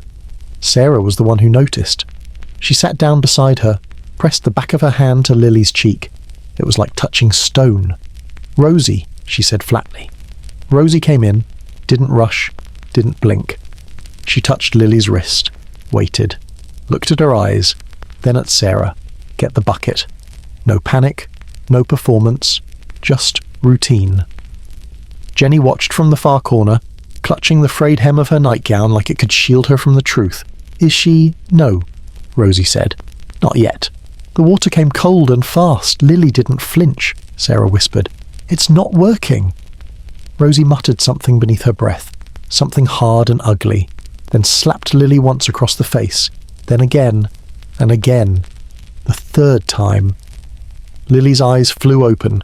She gasped violently, like a drowning girl breaking the surface, and then coughed until she choked. Her whole body shook. No one spoke. No one touched her. Rosie stood, wiped her hands on her apron. "She's fine," she said. Then she turned to Jenny. "You're on breakfast shift." They never talked about it again. Not until that moment on the windowsill, weeks later. "I remember the dark," Lily said. "It wasn't scary. It was just quiet." Jenny sat beside her, unsure what to say. Lily looked older after that night.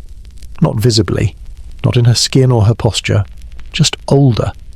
Like someone who had seen behind the curtain and didn't find God or meaning, just dust, and maybe a splinter.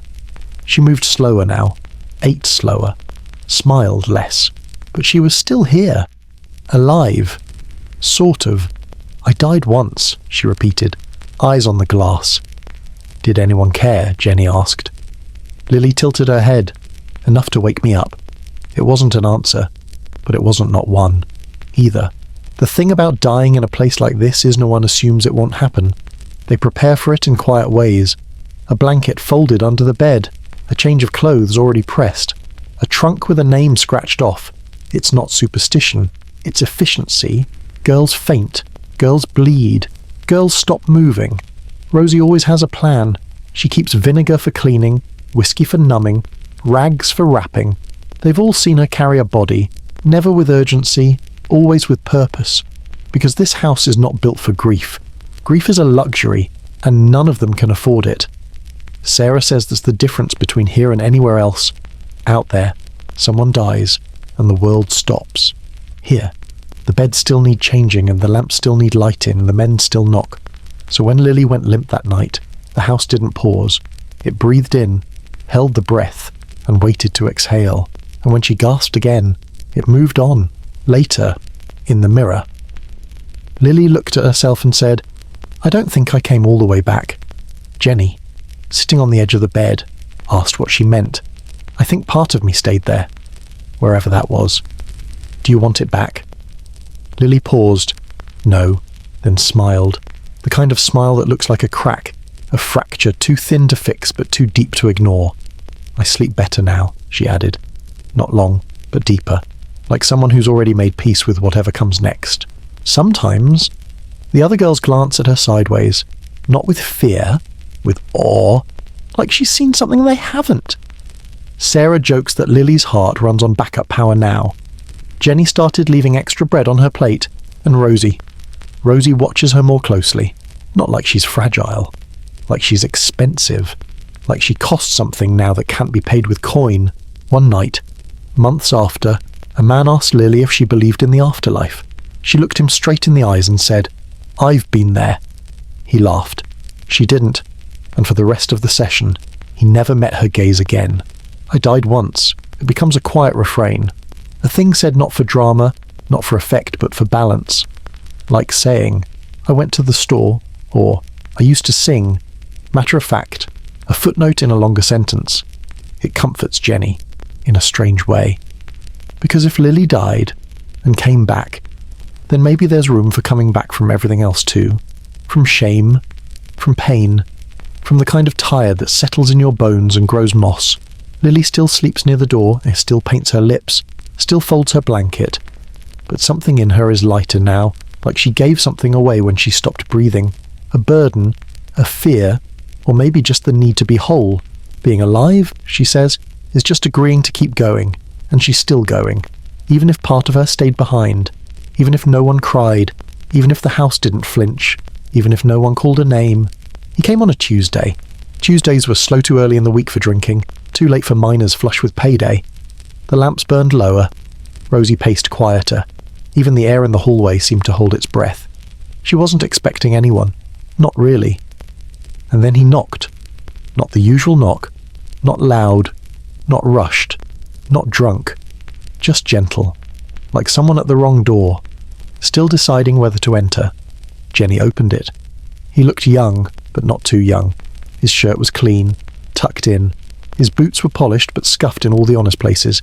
He didn't smell like sweat or spirits, just like pine soap and maybe the memory of a cold stream. He removed his hat. Evening, ma'am. No one called her ma'am. Jenny blinked. You sure you're in the right place? He smiled, and not the usual kind. Not the wolfish grin. Not the grin that meant I paid. Now perform. Just soft. A real smile. Like she was a person and not a task. I am, if you don't mind. She let him in. His name was Thomas, from Idaho. Or maybe Montana, she couldn't remember. He was passing through. He said, headed east. Had some money. Not much.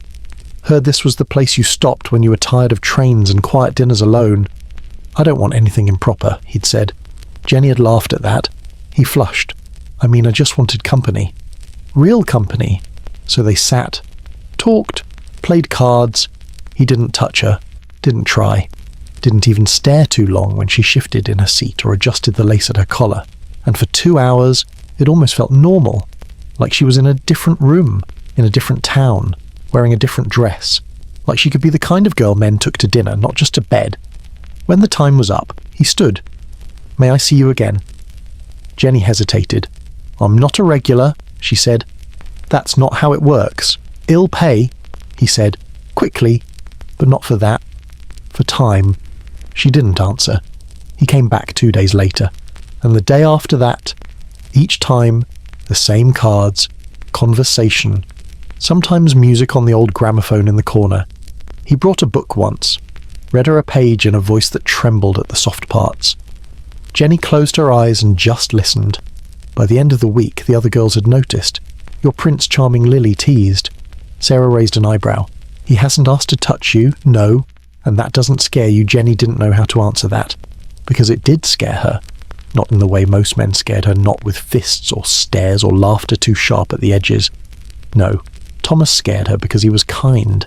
He looked at her like she mattered, and the worst part, Wash, meant it. On the 7th night, he brought a ring. It wasn't gold, probably brass, a little green at the edges, but he held it in his palm like it was sacred. I can take you out of here, he said. Jenny laughed. She didn't mean to, but it bubbled out dry, tired, cracked at the edges. You're sweet, she said, but you can't. I can try. She stared at him, hard. Do you know what this place does to people? To girls like me? He nodded. But it doesn't change who you are. That's where you're wrong. Silence. Then I could find work, a farm, a town that doesn't care where you've been. She wanted to believe him. More than anything, she wanted to believe him. But Rosie's voice echoed in her skull. The ones who want to save you are the first ones crushed. Jenny didn't say yes, but she didn't say no. They made a plan, quietly, whispered behind curtains, a train out at midnight, a bag packed with only what she could carry, a name she'd start using again, a new story she'd learned to tell without flinching. He kissed her on the cheek, just once, and left. She didn't sleep. She stared at the ceiling, at the ring on the dresser, at the soft glow of the hallway lamp leaking beneath the door, and for a few minutes, She imagined it. A porch. A garden. The smell of coffee instead of sweat. A man who touched her like she was glass instead of porcelain already cracked. At midnight, she crept down the stairs, her bag in hand, her heart thudding like a wrong note in a silent room. Rosie stood at the bottom step. No expression, no words, just her, blocking the door. Jenny froze. Rosie looked at the bag, then at the ring on Jenny's finger, and said, simply, "He won't make it." Jenny shook her head. "He's waiting. He won't be tomorrow." Rosie's voice wasn't cruel, just quiet, like someone who had said this before. Men like him don't survive this choice. They think they can carry your past until it stains them, and then they drop it. And you don't know him. I do. I knew him 10 years ago. Different name. Same eyes. Jenny swallowed. Tight. I have to try. Rosie stepped aside, didn't stop her, didn't say goodbye, just watched. The train platform was empty. Just the sound of crickets and wind. Jenny waited and waited. At 2 a.m, the station guard came by. "You waiting for someone?" She nodded. "He's not coming." Miss. Said something about family. Left on the afternoon train. Jenny didn't cry, didn't scream. She just sat on the bench, hands folded, bag at her feet, the ring still on her finger. By sunrise, she was back at the house. She climbed the stairs, set the bag under the bed, took off the ring, placed it in the tin box beneath her pillow, and got dressed. At 8 o'clock, she was on the floor scrubbing a hallway rug. Rosie passed her without comment. Later that day, Sarah found her in the back room, holding the bottle of Kilmer's cure-all without drinking it. "He meant it," Jenny said. Sarah nodded. "That's the worst part, because some men are cruel. You survive them. Some men are kind, and you don't. It always starts with the hair. Not in clumps, not dramatic, just a few strands. On the pillow, in the basin, wrapped around the comb like thread unravelling from a dress you forgot how to fix. We all leave in winter," Sarah says, not looking up. One way or another. The cold seeps into everything. The wood, the water, the bones. The house groans differently this time of year. Every stair creaks with hesitation. The walls shrink inward. The light, when it comes, is grey and thin, like it doesn't want to stay too long. And the girls, they change. They stop talking as much. They walk slower. They cough more. Their eyes flick toward the door, but not with hope. Just checking. Maybe if someone else has already left, because someone always does. Last winter, it was Clara. She started missing shifts, then meals, then words. Her hand shook when she tied her apron. Her feet dragged when she walked. She said she was just tired. Rosie didn't ask questions. She sent Lily to check on her, sent Sarah to bring broth, sent Jenny to change her bedding when Clara stopped getting up. But Clara didn't fight, didn't argue, didn't even whisper. She just faded. One morning, Rosie opened the door and Clara was gone. Not dead, not moved, just gone. Her things were still there, come her dress, a letter half written and never sent. But she wasn't. They didn't ask where. They didn't want to know. Because winter is when the house breathes in and doesn't let go. The rooms stay colder no matter how high the fire burns. The water freezes in the pipes. The broth thickens in the pot like glue. Everything gets heavier, even the laughter, even the silence. Jenny starts sleeping in 2 pairs of socks. Lily wraps her chest in linen under her dress knot for modesty. But for warmth, Sarah eats her bread slower, like she's saving it. And Rosie keeps the doors locked longer. Not to keep clients out, to keep the girls in. "You catch cold now," she says. "You don't come back from it." Jenny wakes one morning and finds her own hair on the pillow. Just 6 strands, maybe 7. She doesn't panic. She brushes it off, tucks it into the sleeve of her dress. Doesn't tell anyone, but she eats more that day, stands closer to the stove, speaks less. She's seen the pattern before, watched it in others, in Clara, in Ruth, the year before, in a girl whose name no one remembers but whose comb still sits in the drawer, waiting for a hand that won't return. Winter makes the house smaller. There's less space between breaths, between questions, between the girls' shoulders at the table. They start to sleep closer, not from affection, but survival. Heat is a currency. So is silence. So is endurance. No one complains about the smell anymore, because it means you're still alive. Sarah once said, "You can't afford to be fragile in the cold, but fragility comes anyway, in fevers, in nosebleeds, in dreams that leave your lungs aching, in joints that don't move right, in hands that forget how to hold spoons." One night, Jenny drops a plate. It shatters. Everyone jumps. Rosie walks in, looks at the shards, at Jenny. "Use both hands next time," she says, then walks out. No anger, just a reminder. Don't let go. Not even of the small things. The clients don't slow down in winter. If anything, they get meaner, colder hands, colder words, colder breath against skin that's already bruised. They leave wet footprints in the hall, drop snow on the sheets, smell like frozen regret, but they still pay. So the girls still work, even if their fingers crack, even if their lungs rattle, even if their hearts whisper, "Maybe this is the winter I don't survive." Sarah begins to limp. "Old injury," she says. No one asks from when.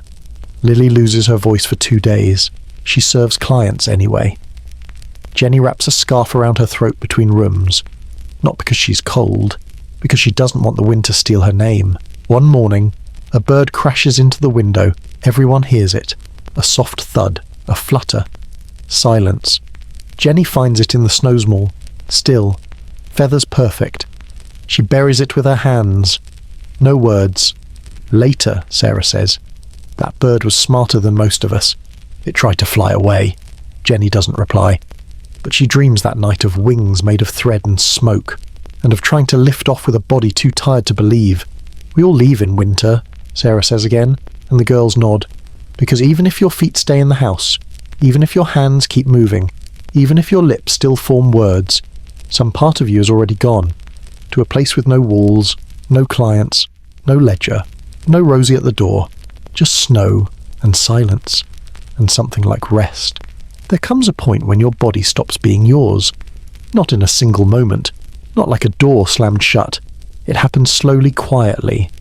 One muscle at a time, one sigh, one stare, one coin dropped and not picked up, until you realize you don't inhabit yourself anymore. You inhabit the house. You are the house. You are the creak on the third stair, the warmth in the bedsheets, the curtain drawn just enough to imply modesty but not too much to suggest refusal. You are the scent on the pillow that no soap ever quite erases. You are the whisper in the hallway, the hum in the wallpaper, the shape in the window no one admits to seeing. "We became the building," Sarah said once, not as a metaphor but as a diagnosis. And it was true. The mirror doesn't reflect people anymore, only function, only gestures, a hand brushing hair, a collar adjusted, a mouth reshaped into something saleable. The mirror doesn't ask who you are, it just asks, "Are you ready?" And the body answers. The clients don't notice the difference. Why would they? They aren't coming for people. They're coming for a service, a role, a silence that moves just enough to remind them it's still breathing. So the girls become parts. Sarah is the doorknob cold, constant, always turned. Lily is the hallway lamp flickering, barely hanging on but still burning when it shouldn't. Jenny is the floorboard near room 4 soft, uncertain, always one step away from collapse. Rosie, of course, is the foundation and the lock. At night, the girls don't sleep. They settle. They don't dream. They echo. They don't rest. They pause. The blankets don't warm them. They weigh them down like layers of dust accumulating until the memory of movement fades. Once, Jenny tried to hum, a tune from childhood. Maybe. Something without words. But the sound got lost in the walls. Absorbed. She stopped. Not because anyone told her to. Because the building didn't need music. It needed quiet. It needed routine. It needed to keep going. You know you've changed when you start referring to your body in pieces. My legs are sore. My hands went close today. My mouth tastes like ash. Never I. Always my. As if ownership was still possible. As if detachment was the only way to survive. Sarah says her back no longer belongs to her. It's the bed's now. Shaped by it. Claimed. Lily says her voice belongs to the wallpaper. I hear it sometimes. she says, echoing back things I haven't said in days. Jenny says her breath lives in the pipes, always rattling, always ready to stop flowing. The girls don't cry anymore. Not because they're strong, because they're porous. Whatever sorrow once lived inside them has leaked into the floors, the walls, the spaces between words. The house holds it now, like mould. Rosie walks the halls like an architect inspecting her design. She doesn't look at the girls as people. She looks at them like components, necessary, replaceable, held together not by choice, but pressure. They don't resent her for it. They understand. She, too, is becoming the wood, the key, the ledger etched too deep to erase. Clients knock, doors open, bodies move, the same pattern, the same sequence, over and over until muscle memory replaces identity. Smile, turn, sit, wait, undo, pretend, react, recover, reset, repeat. One afternoon, during a snowstorm, Jenny stood in the parlour and stared at the wallpaper. It was peeling in one corner, revealing a sliver of the original wood beneath. She reached out, touched it. It felt warmer than she expected. She wondered, briefly, if that was her warmth, if something she had once given had soaked into the frame and stayed. She left her hand there, not for comfort, for proof, that some part of her still pressed into the world. There are no pictures in the house, no portraits, no names carved into frames, only wear, only stains that don't wash out, only fingerprints turned to smudges. The history here isn't recorded, it's embedded in the smell, in the weight, in the way the floor shifts beneath your feet when too many ghosts walk the same path. We became the building, not metaphor, not poetry, reality. And no one says it like a tragedy, they say it like a fact, because becoming the building is safer than being inside it. If you're part of the structure, you can't be broken. Not again. Jenny used to ask questions. Where does the money go? What happens to the girls who leave? Does Rosie remember our real names? Now, she only asks one, will the building remember me? And maybe it will. Maybe her breath will linger in the velvet curtains. Maybe her laughter, what's left of it, will drift between floorboards when someone new comes in. Maybe her story, spoken only in silence, will press against the windows when no one's looking. Or maybe not. Maybe shell dissolve like the others, into fabric, into function, into foundation. The fire crackles, the beds groan, the stairs sigh, and somewhere, deep in the belly of the house, a voice says, we became the building, and the building replies, I know. The last man leaves at 3:42 in the morning. He doesn't say goodbye. They rarely do.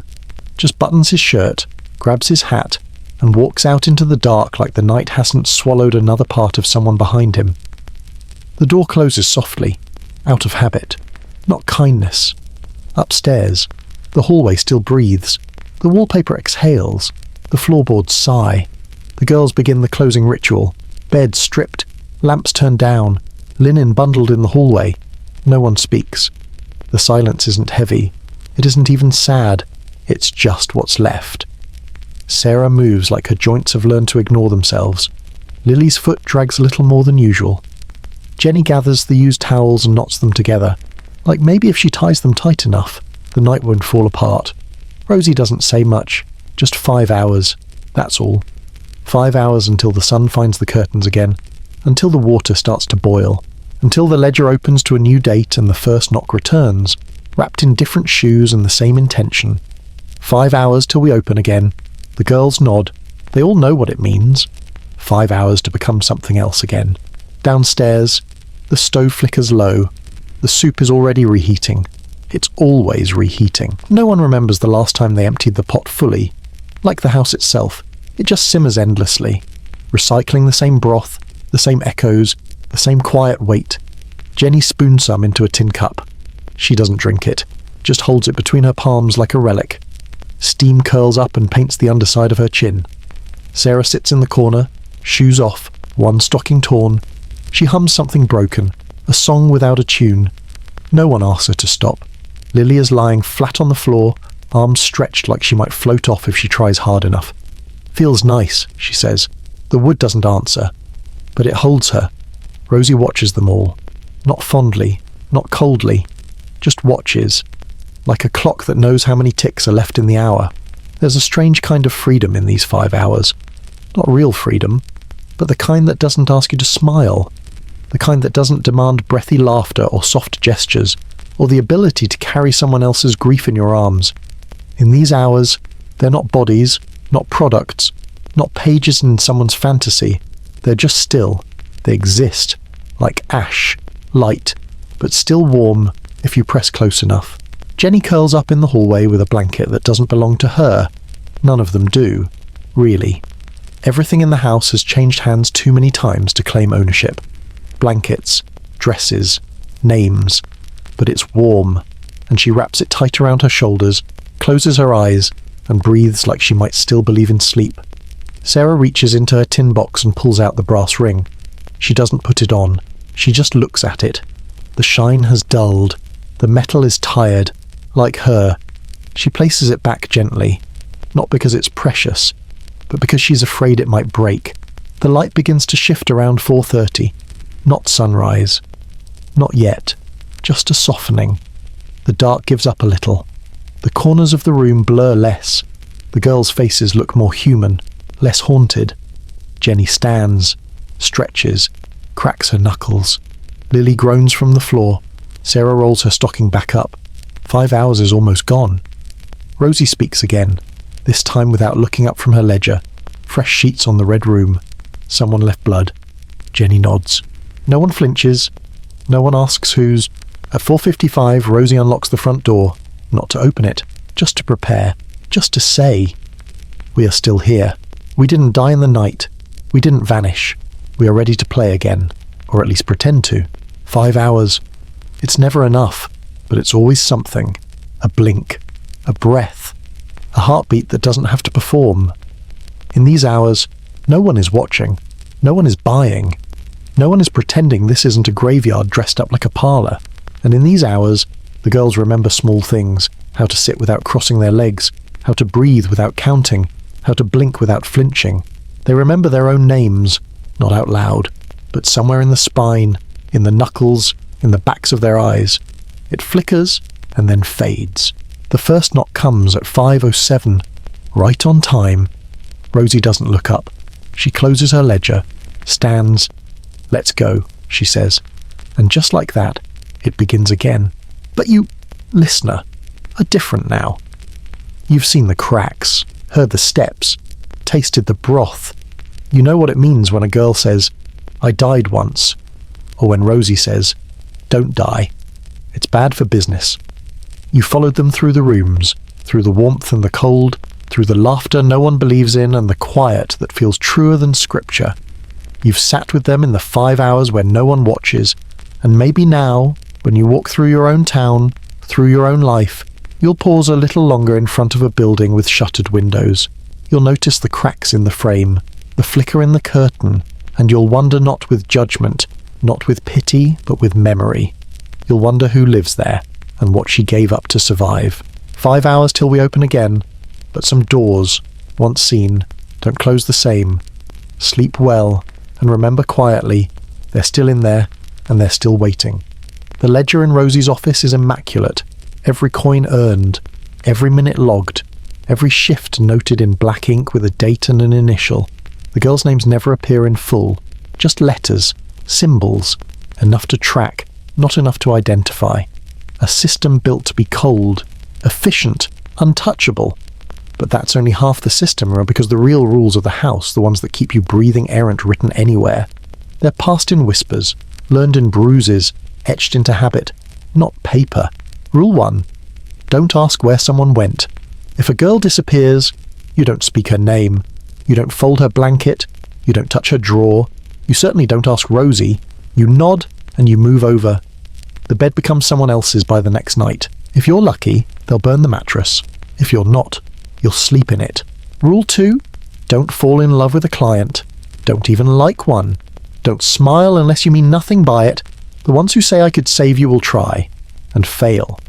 And then you're the one who pays, because the moment he sees what he can fix, hell run, and the whole town will call it your fault. Rule 3. Never bleed on the stairs. No one knows where this one came from. Maybe from Clara. who slipped once and stained the wood. Maybe from Rosie herself. But it's gospel now. You can bleed in the rooms, in the beds, in the bath, but not on the stairs. That's where the clients walk, and they don't like reminders. Rule 4. Don't break the silence after 3 a.m. There's a hush that falls over the house once the last client leaves. You can breathe. You can cry, if you must. You can even laugh a little, if no one else is trying to sleep. But you don't sing, you don't shout, you don't confess. Because 3th is when the walls are listening, and the walls remember everything. Rule 5. Never call Rosie Ma. No matter how close she feels, she is not your mother. Even if she bandages your knees, even if she sits beside your fever, even if she covers for you when your hands won't stop shaking, she is not your mother. She is gravity. She holds you down, not because she loves you, but because someone has to. There are rules about washing how often, where, with what. Rules about breath mints, about makeup, about when it's too dangerous to see a man twice in the same week. There are rules about perfume. Rosie hates vanilla. Sarah says it reminds her of kitchens. Rosie says it reminds her of girls who think they're special. There are rules about mirrors don't stare too long. Rules about the front window never wave back. Rules about Rosie's boots. If you hear them in the hallway and you're sitting, stand. Jenny tried writing them down once. A list, hidden under the mattress. But after page 3, she stopped. The paper felt like it was trembling in her hands. Because the rules weren't meant to be read. They were meant to be survived. The girls who lasted the longest didn't always look the strongest. They just knew the rules best, knew when to speak, when to shut up, when to fake pain, when to fake joy, when to fake sleep. They knew how to drink water without looking thirsty, how to stand just so in the hallway so Rosie didn't assign them the blue room, how to cough quietly enough not to scare anyone, how to hold their own name in their mouth like a coin they might spend if they ever got out. Every girl who broke a rule left the same way fast, quiet, erased. No one punished them directly. Rosie didn't need to. The house did it for her. A missed shift here, a client with questions there, a lost blanket, a spoiled meal, a mistake that cost more than $1. One by one, the structure squeezed them out, and the girls learned. No one asks why. No one says, this isn't fair, because fairness doesn't live here, only function. And the rules unwritten as they are keep that function humming. Not smoothly, not kindly, but steadily, like a train through fog. Sometimes, when it's quiet, Sarah lists them out loud to herself, like prayer. Don't ask, don't cry, don't sleep too deep, don't get caught with the ring. Jenny once asked why she recited them. Sarah shrugged, so I don't forget. What happens if you do? You disappear, even if you're still standing here. So they follow the rules, not because they believe in them, but because the alternative is chaos. And in this place, chaos is just another name for pain. They say everything in Rosie's house is borrowed. The dresses, the words, the names, even the faces layered in powder, shaped by neither aren't quite theirs anymore. But if you look closely, if you know what to look for, you'll find tiny acts of theft everywhere. Little things the girls stole back. Things that weren't worth money but meant more than coin ever could. Not out of greed, out of survival. Jenny has a spoon, not a silver one, not engraved or pretty, just tin, bent slightly at the handle. She keeps it tucked in her stocking just above her ankle, tied with a strip of ribbon she cut from an old corset. No one uses it but her. Not for eating, for touching, for remembering. She says it belonged to her sister, or maybe to someone else who once mattered. She won't say exactly, but every morning, before breakfast, she pulls it out, turns it once in her hand, then hides it again. Like armour, like a name. Lily has a comb, broken teeth, yellowed at the edges. It snags more than it smooths, but she won't use another. She found it under a floorboard her first week in the house. Someone left it behind, or someone dropped it, and no one noticed. Lily cleaned it with vinegar and lavender oil, then kept it. She brushes her hair with it every night, soft, patient, like she's taming something more than tangles, something feral in herself that refuses to lie down. Sarah has a book, no cover, no title, just the inside pages of some forgotten novel about a woman who travels west and never looks back. She doesn't read it anymore. The words are faded, smeared by oil and time, but she touches the pages like they're sacred. Sometimes she leaves it open on the windowsill, letting the wind flip through it, as if the air might remember what the story was. When Jenny asked why she kept it, Sarah said, "It's not about the story, it's about having something they didn't assign me." One girl on Gone No had a piece of music, not sheet music, just a melody. A hum she repeated under her breath while cleaning the linens. It didn't belong to anyone, but she made it hers. She sang it until the client started requesting her by tune instead of name. Then Rosie told her to stop. She did, but on cold mornings, when the kettle clicks just right and the floor creaks like a note being held, Jenny swears she hears it again. Some songs stay, even after the singer's gone. These things don't break the rules. Not exactly. They slip beneath them. They're not acts of rebellion. They're acts of remembrance. Tiny pieces of proof that something existed before the house claimed them. That something still does. Rosie doesn't stop them. She notices, of course. She sees everything. But she doesn't confiscate. Doesn't scold. Because even she understands if you take every last thing from a person, they become dangerous. But leave them one object-owned secret and they stay quiet. They stay manageable. She lets the spoon stay in Jenny's sock, lets the comb stay under Lily's pillow, lets the book stay on the windowsill, even when the pages flutter too loud in the wind. She knows it's not the object that matters, it's what they've attached to it, and that she can't touch. The girls don't talk about their stolen things, not directly, but sometimes, when the night is long and the clients are drunk and the cold sinks into the floorboards, someone will whisper, "Still got it," and someone else will nod, and nothing more will be said, because the answer is more than enough. These aren't treasures, they're tethers, to lives before, to selves that used to laugh louder, to girls who hadn't yet learned how to disappear while standing up, to the idea faint, ridiculous, sacred, that they still belong to themselves, even if just one hand, one song, one sliver. Sometimes. A girl leaves something behind when she disappears. A ribbon under a mattress, a charm pinned to the wall, a letter with no address, and the others take it. Not to own it, to carry it, because someone has to. Because someone has to remember.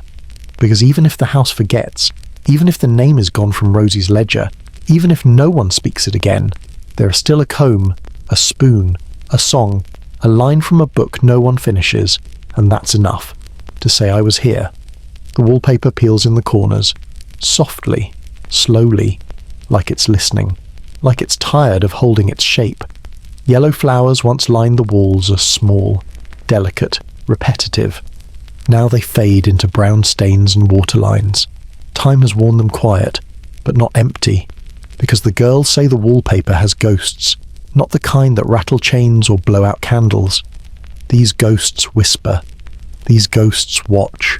And sometimes these ghosts walk the halls. It started with footsteps, late, always past midnight. When the last man had gone, the last lamp had been dimmed, and the house exhaled into silence. Footsteps, not Rosie's, not anyone's. Soft, bare, pacing between rooms that were locked from the inside. Jenny heard them first. She sat up in bed, heart tight in her throat, listening. A pause, a shuffle, then silence. The next morning, she asked Sarah if she'd heard anything. Sarah didn't answer, but she placed an extra match beside Jenny's candle that night and said, "Some of them don't leave. No one talks about ghosts in daylight. That would be too close to truth. But at night, when the wind hums through the shutters and the walls seem to lean in, the girls exchange looks. They know. There's someone else here. Not a threat, not even a warning, just presence. The weight of memory given shape. Sarah says it's Clara, who coughed for 3 weeks and then just didn't wake up. Rosie took the body out before the sun rose. Told the girls she was taken in the night, but her scent stayed longer than her body. And sometimes, especially in the green room, there's a breath of lavender no one lit. Lily swears it's Ruth. Ruth, who used to sing while folding linens. Ruth, who once said she'd stay forever because she had nowhere else to go. One night, Rosie found her in the bath, still, peaceful, the water cool. Now, on certain evenings, when the building is too quiet, The girls hear humming from the back hall, same melody, same pitch. Lily hums back, not to summon, just to say I remember. There's a mark on the wall outside room 6, a handprint, too small to belong to anyone here now. Sarah tried to scrub it once, it came back, paler, fainter, but there, Rosie painted over it. The mark came through again. Now no one touches it. It's just part of the wall, like the girls. The wallpaper moves sometimes, not dramatically, not enough to scream, just enough to catch your eye. A ripple, a bulge, a shadow where there shouldn't be. Jenny used to think it was a draft. Then she saw it breathe, the rise and fall, soft, like someone sighing behind fabric. Now.